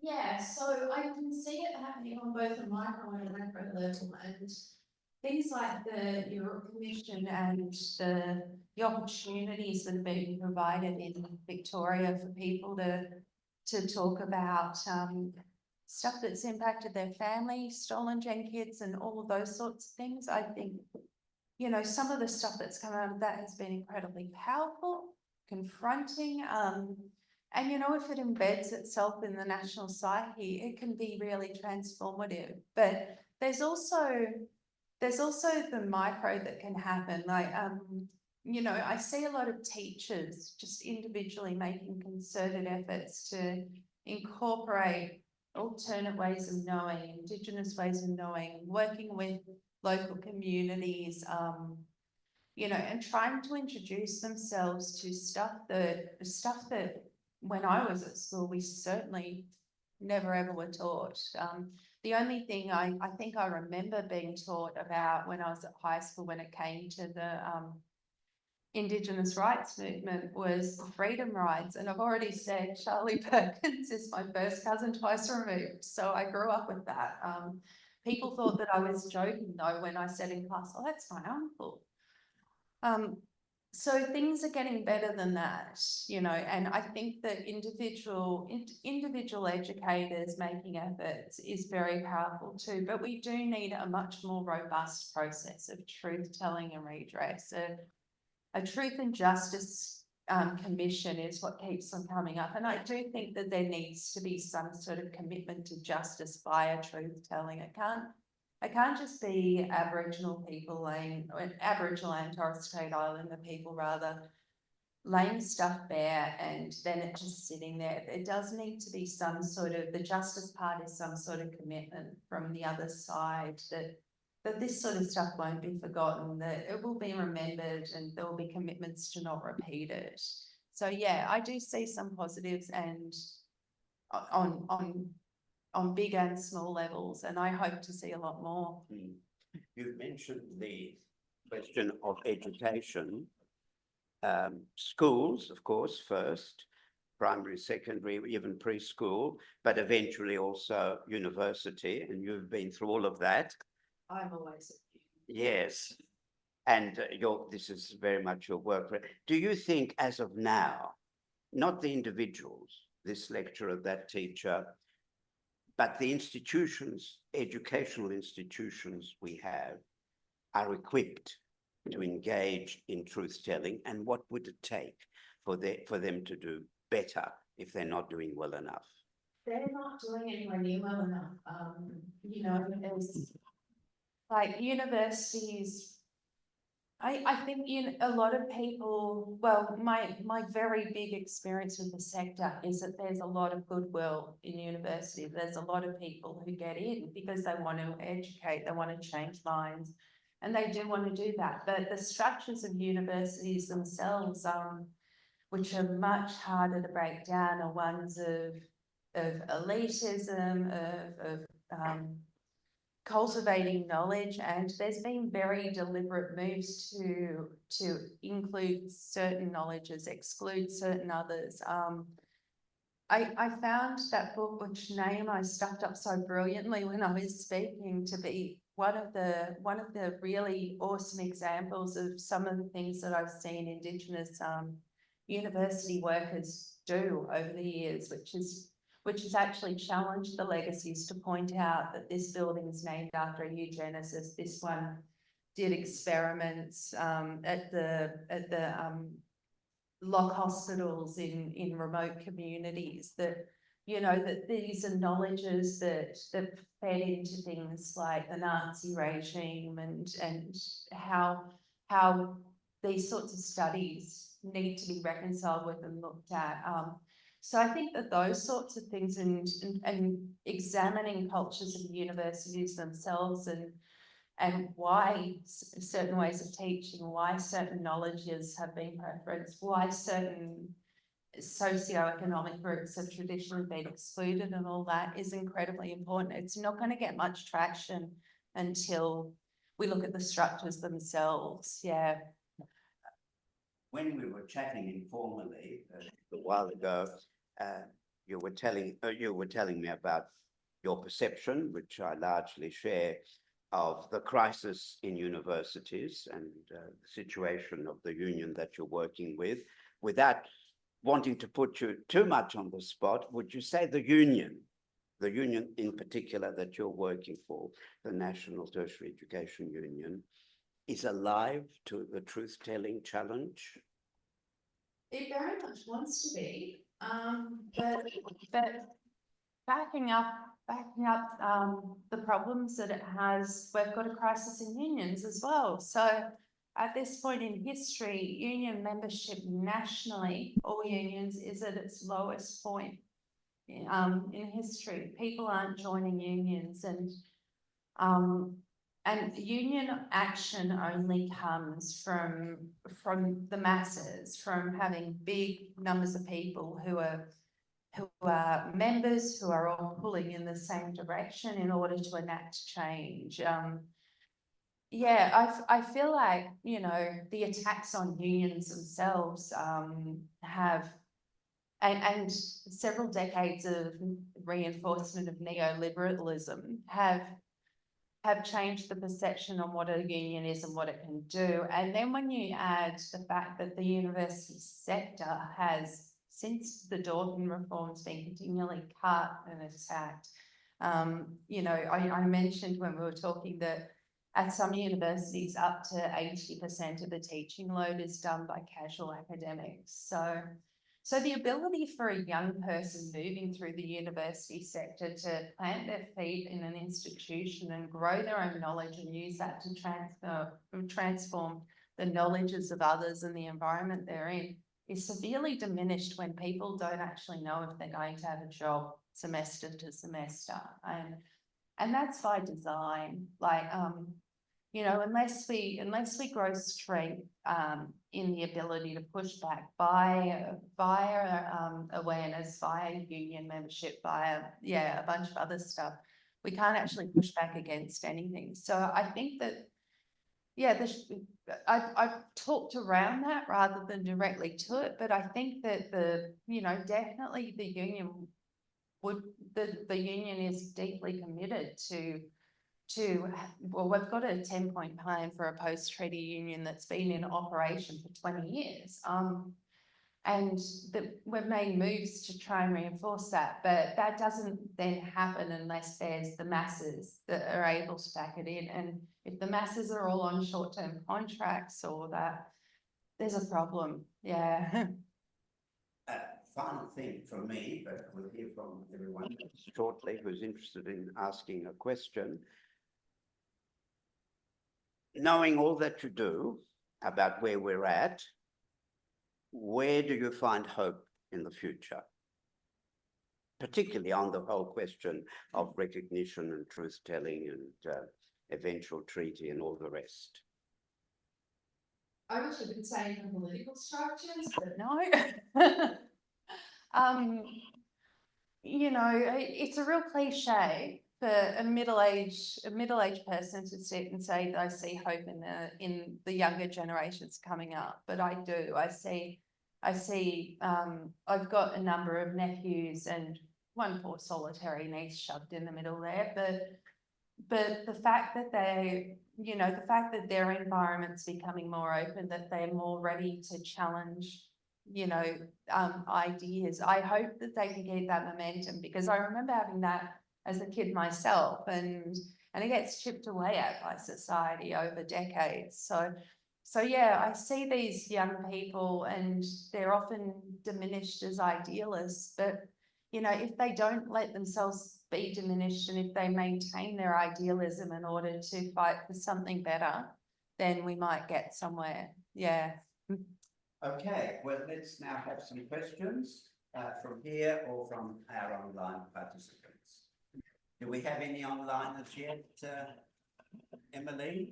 We'll go in the room first because it's many people. If you could just come to the front when you have a question. Okay. We've got someone coming up. Will we give them the microphone? That's good. There you are. Okay. So, sorry to put you on the spot a little bit, but before you got here, we were talking a little bit about sovereignty, and the most part talks about spiritual sovereignty. I suppose I wonder what Indigenous sovereignty would look like in your opinion.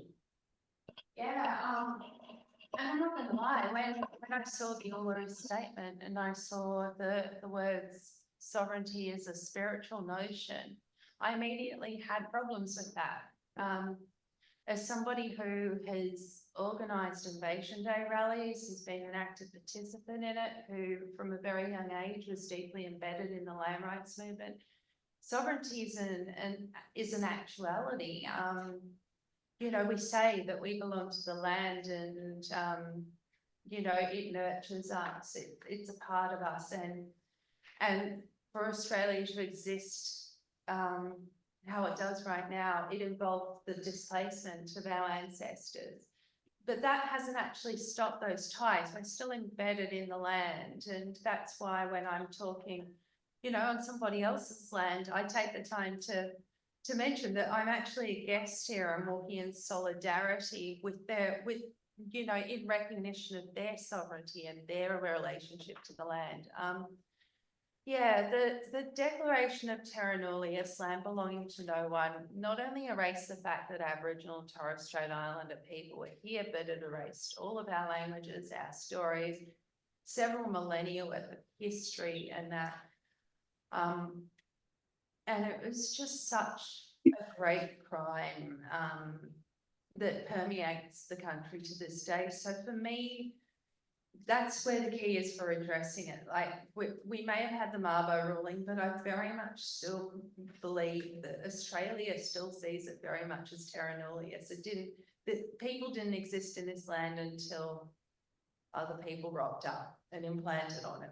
And we need to look at that. We need to actually change that through a treaty making process and people asserting their sovereignty. It's about asserting our rights to the land, but also asserting the right to survive, to exist, to practice culture, to collaborate and go backwards and forwards. So yeah, my sovereignty isn't spiritual. I have ties in this land that go back 4,000 generations. It's actual. Carol, did you want to ask something? I don't know where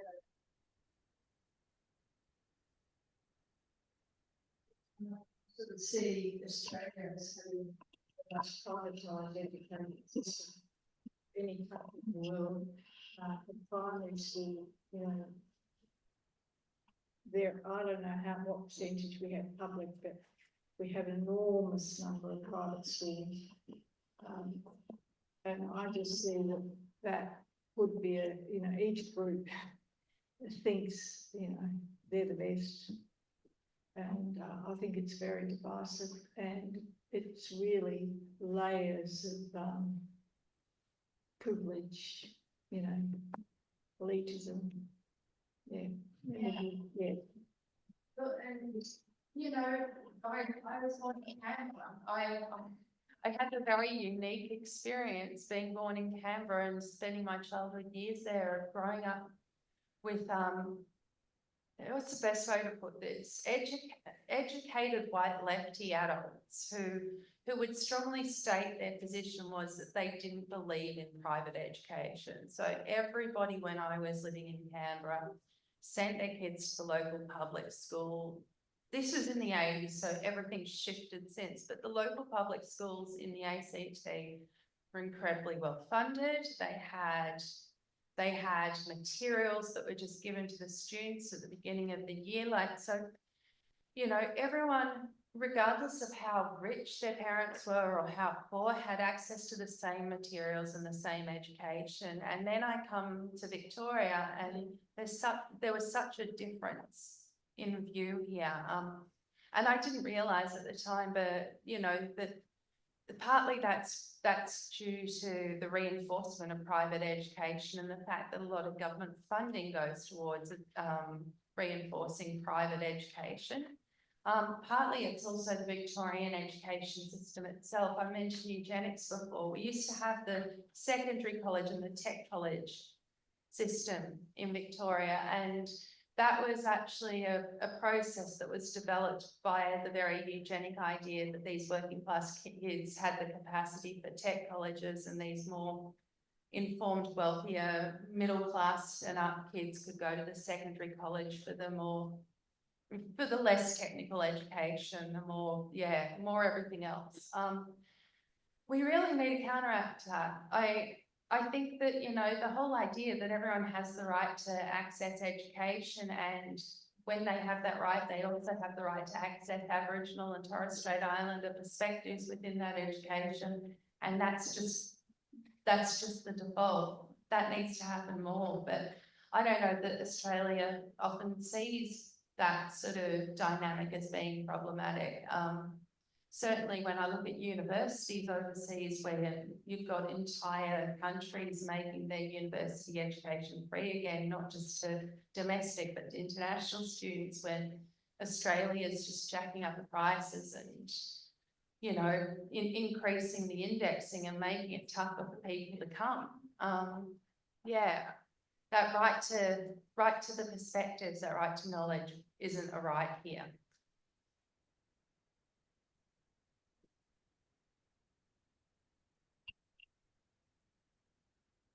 Thanks, Celeste. I wonder if I might ask you a bit more about universities, since I'm in one and you sound like you've been in one or another for a while. I do hear a lot of efforts being made to revitalise our curriculum to inject what's called Indigenous studies in various corners of the university. But I wonder if you might give us a little insight from your own perspective of what truth-telling would look like in that institution, if it is in that institution. What would it be anything like traditional forms of education? Would it not be like that? Would we not have lectures? Would we go on land or on country? What would it look like? I like to have some image in my mind, so when these things do come up and I do sit on committees, that can be spoken to. So I wonder if you might tell us a little. Because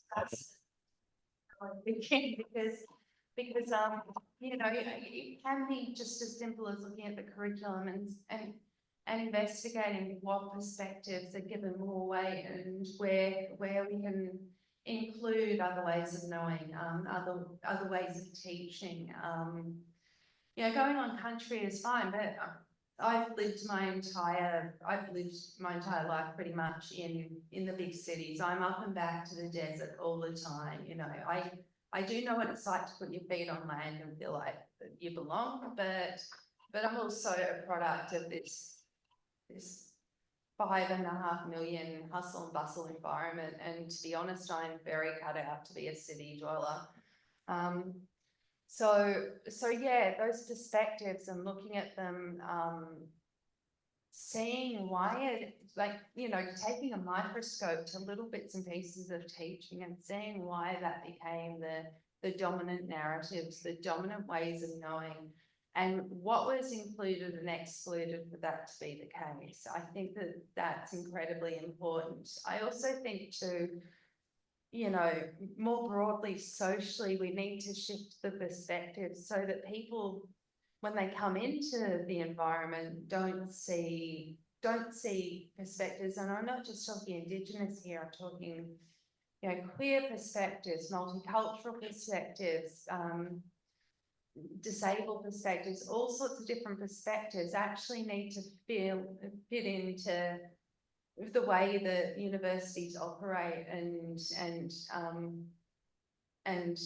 communicate to groups of people. And we're not going to get that unless we start breaking down the barriers to accessing them as well.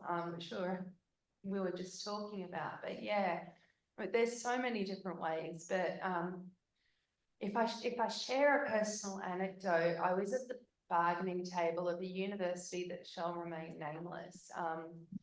And, you know, just insert X university here. And one of the arguments that was put at the bargaining table when we were talking about the Aboriginal and Torres Strait Islander employment targets in universities. So that's something that's been a part of NTU negotiation for over 20 years now, employment targets in the collective agreements.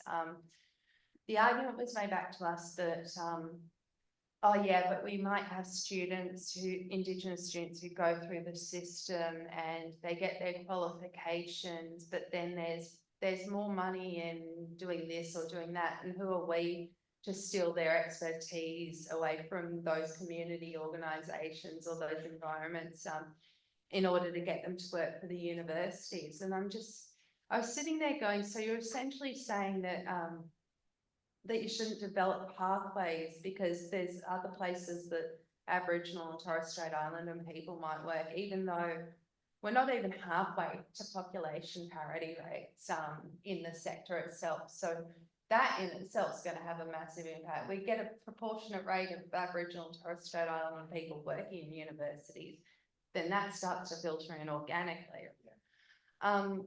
Yeah, I didn't understand why they wouldn't then, you know, the other option, rather than saying, oh, we don't want to compete with these community orgs, is why wouldn't they develop up some sort of robust studentship system, you know, working through PhD systems? Why on earth wouldn't you do that? Why would you just cut off and say, yeah, that it was an excuse, and it was just an excuse? And there's so many different ways that can be done, and particularly an Indigenous PhD student, that's a person right there who's building up a body of knowledge that can then just plug straight into the university and be developed.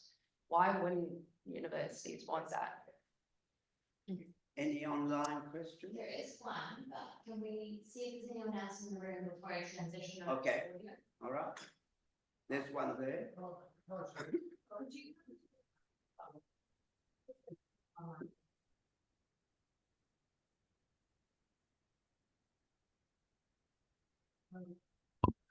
Comments on how Indigenous reconciliation is going in other countries in similar circumstances, say like Canada, the US, New Zealand? And is there anything could be learned from here?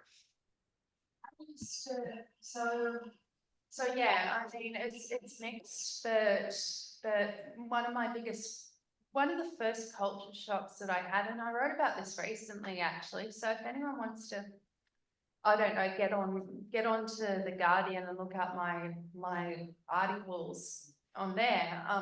I wrote not that long ago about how my first culture shock was actually going over to Aotearoa and interacting on you know, New Zealand soil with Maori community, and how that was a rude awakening for me as an Aboriginal activist, because I was seeing really basic stuff like you know, like health warnings on cigarette packets, for example, written in both English and Te Reo. You know, I was seeing their ceremony just being part and parcel of the way that lived. The dual naming of everything everywhere, train announcements done in language. And you know, coming from here, going over there, I found it confronting. And then I actually drove all the way up to the treaty grounds and found that confronting too. And for the longest time well, not the longest time, at that point, you know, 20 years ago when I made that first trip now, to me, it almost seemed like a utopia. I go, what's the difference? What has made the difference here? And the difference was treaty, and the fact that Maori activists had put their feet down, beaten people over the head with it for a few decades, and therefore there was that mutual responsibility that just permeated Aotearoa in ways that do not exist here. They simply don't exist. We have people having a sook every single time somebody doesn't call it Ayers Rock. You know, it's really sad. But then my last trip to Aotearoa, which was only in November, I saw a very devastated group of Maori, and they were educators that I was hanging around with, mainly because with the incoming Conservative government, they were seeing that there was going to be a bunch of threats on dual language, on threats to the treaty, to ceremony, to those sorts of rights, and that they were going to have stuff that they had fought so hard and then reinforced for decades. They were going backwards in. So I'm really concerned about how it's playing out over there and what sort of problems that's going to mean. I really don't want Aotearoa to become like Australia, but they're, you know, people over there are very, very concerned. You know, treaty processes in other countries have been pretty mixed. But the way that I see it too is as a person who comes from a country that has no treaty with its First Peoples, is that we actually have a wealth of knowledge out there in the world where these things have been made, where they've been made and broken, made and succeeded, made and still form part of the fabric of today, where we can look at what they're doing and draw on the best elements and do it the best possible way here. Yeah, but yeah, I'm terrified for my Maori cousins right now. We have a question online. Casey, did you want to speak now? Yeah, sure. Thank you. Thank you, Celeste, for your presentation. I just want to ask, is what you mentioned about truth telling and all the other issues to do with First Nations people, and for want of a better delineation, the commonalities and the differences between the yes and no peoples of Australia. Can they be resolved by just these two in isolation? Or, and what are the prospects of these issues being incorporated with the rest of all the other peoples in Australia through a multicultural process? As Joe mentioned, one of the positive signs that he signaled to us is how the Palestinian lobby and the First Nations people in instances are joining together. Now, is that a necessity as you feel for the future? And what are the pros and cons of that kind of an approach? Thanks.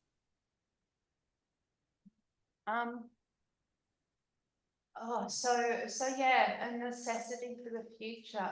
One of my biggest gripes, if I was just to state it outright when it came to the two campaigns, even though the Indigenous is used in the mainstream yes and the mainstream no campaigns, and you saw an awful lot of it, the debate was not actually run, was not centering Indigenous perspectives at all.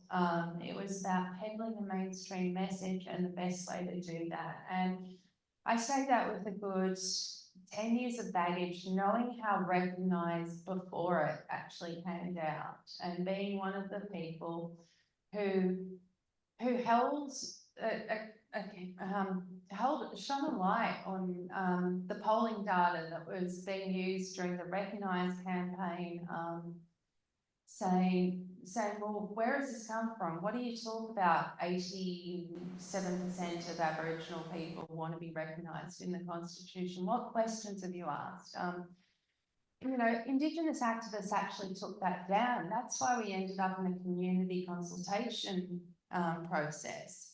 And that community consultation process then ended up in Uluru, which gave 3 tenants, but the only one that ended up becoming important for the referendum was the voice, which then the mainstream debate of that was led by mainstream messaging. So at no point did Australia just stop and say, hey, we need to listen to the Indigenous conversation here. We need to sit back and say, sorry, and listen to this city perspective, this remote perspective, talking about I've been at uni for 5,000 years, so I can frame my language in a certain way, but somebody who has not been to university and has lived in a remote community for their entire lives still manages to speak very much the messages of self-determination, sovereignty and treaty, just using different ways, like we want to run our own affairs is self-determination, you know?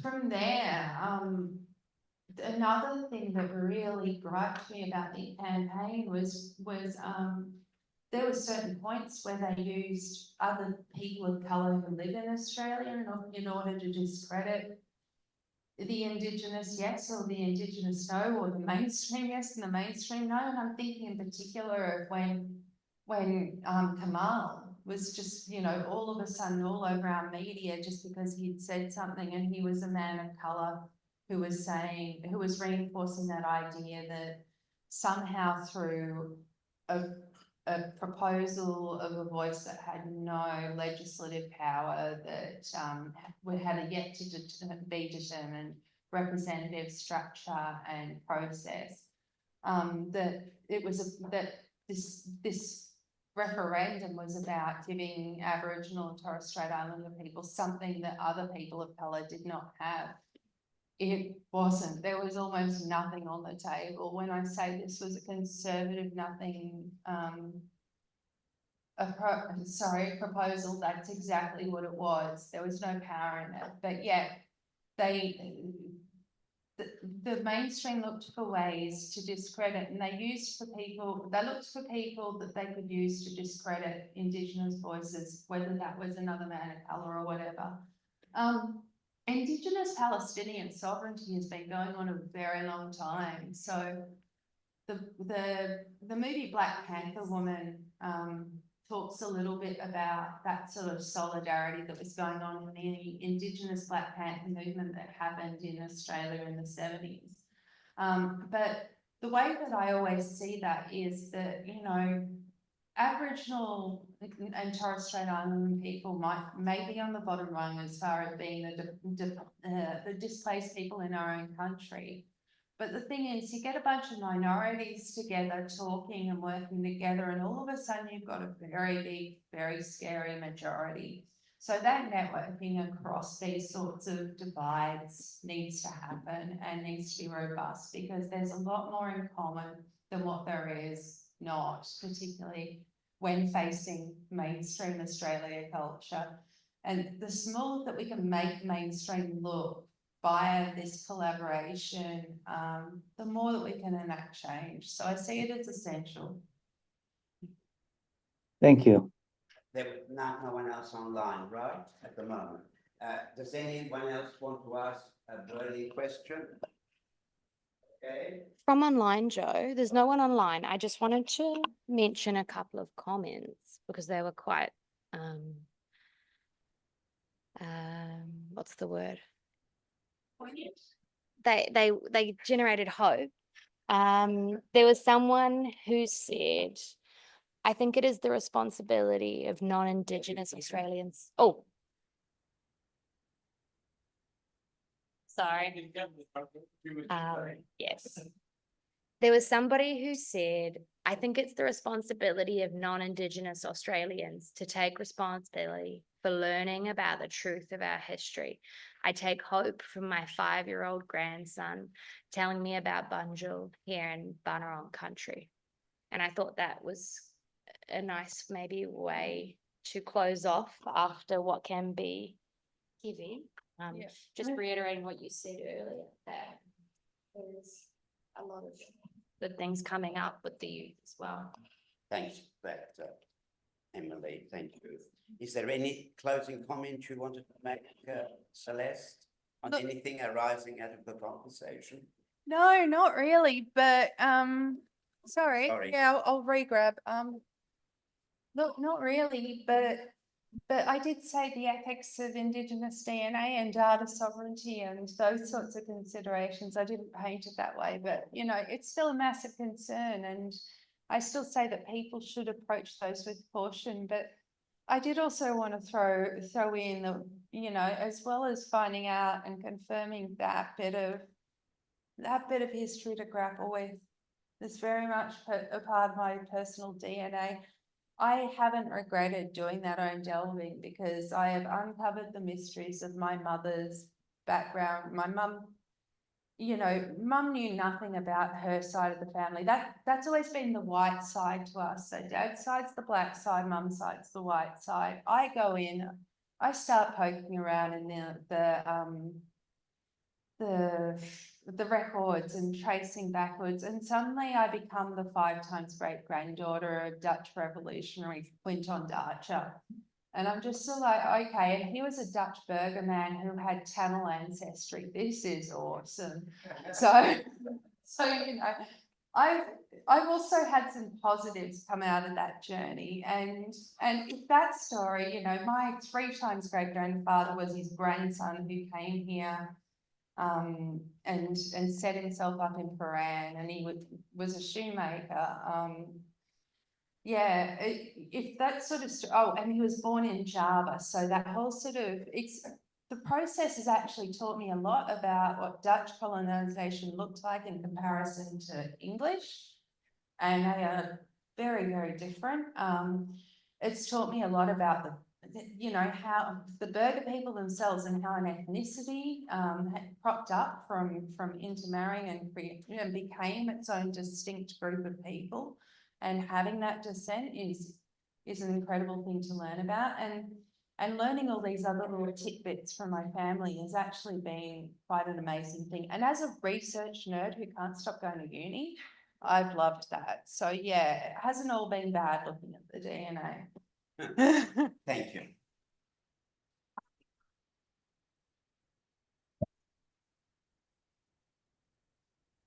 Thank you very much, Celeste. It's been a fascinating encounter, both at the personal level and then the wider societal and political level. And I think what you had to say brings us down to earth, but also inspires. So thank you very much for your contribution. Now, this is right at the end, so I want to thank everyone here for your contributions and putting up with sometimes a program that's a little heavy, going for 3 hours with only a small break. But hopefully it's been of some use and some good things can come of it. So I'll thank all of you, and I thank, of course, in particular, our bursary holders who have contributed a lot, and they're going to continue contributing in various ways, I'm sure, in the time ahead. Just wanted to bring up on the screen, if Emily has it, the reference that I think Susan was asking for. Have you got it? And we will also send it, but just to give you an idea of what this particular study, which is going to go up in a moment. Is it not showing? Yeah, it's over here. Oh, it's over there. Now, if you just show the cover. Yeah, it was up before, Joe. Right at the beginning, that's it. That's the one, and you please go ahead and look at it. It's quite informative. Okay, now the other very important thing, please don't leave the room without filling in the evaluation form, and take it to where you got your name tags, right as you go out. Just leave it there.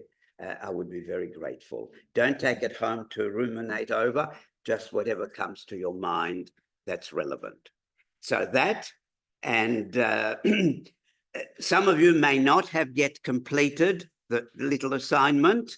I'm happy to receive it, even if it is going into the end of this week, but at the latest, end of this week, very early next week. I don't think I'll be looking at them too much later than that, but please do, and we might make a little summary of those and make them available. So there'll be a lot more information made available to you arising from this 6-week series, and I greatly look forward to seeing, if not all of you, then many of you at what should be a fascinating Sunday afternoon on Sunday, the 3rd of November with Raymond Gaita. Okay? Yes. Sorry. Oh, what's that? Oh, I nearly forgot. Now listen, this is important. We have in our midst Ahmad Nisa, who's one of the bursary recipients, but whom I've known for a little time. And he's engaged in a very important project, which I want to bring to your attention. It just so happens that I have been in some small way involved with supporting it and coming up with this idea. Now, what he is involved with and basically runs, he's a refugee from Afghanistan, and he runs a very sorely needed counseling service online for Afghani women in Afghanistan, many of whom are suffering trauma of various kinds. I think you can imagine what that is like, all right? 30 years or more of violence, and now the Taliban regime, okay? So trauma, mental illness, and this is a very useful counseling service. And a couple of the people, or 3 of the people, are basically doing a lot of the work on a pittance, and Ahmad is trying to raise a very modest fund, sum of money, just 3,000, to help in an interim basis before a more substantial grant comes through. So if you're able to help, you'll find it at GoFundMe. And there it is. And that we will give you the URL, and you can click on it and make your contribution, small or large, equally worthwhile. So please help if you can. We want to get to this 3,000 target as soon as possible, and if can be, to exceed it. So please do your best. But the important thing is not what you contribute. The important thing is whether you bring it to the attention of others who might be interested to contribute once you've explained it. And the whole thing is explained here, the background, what it's doing, how it's doing it. If you go into that page, you will find all the information. So please do the best, bring it to the attention of people who might be able to help. That's as important, if not more important, than what you personally can contribute. Do you know anybody who might be able to put their hand in their pocket and come up with something? All right. Well, thank you, and hope to see you all in one way or another in the time ahead, and good luck with all your respective endeavors. Thank you.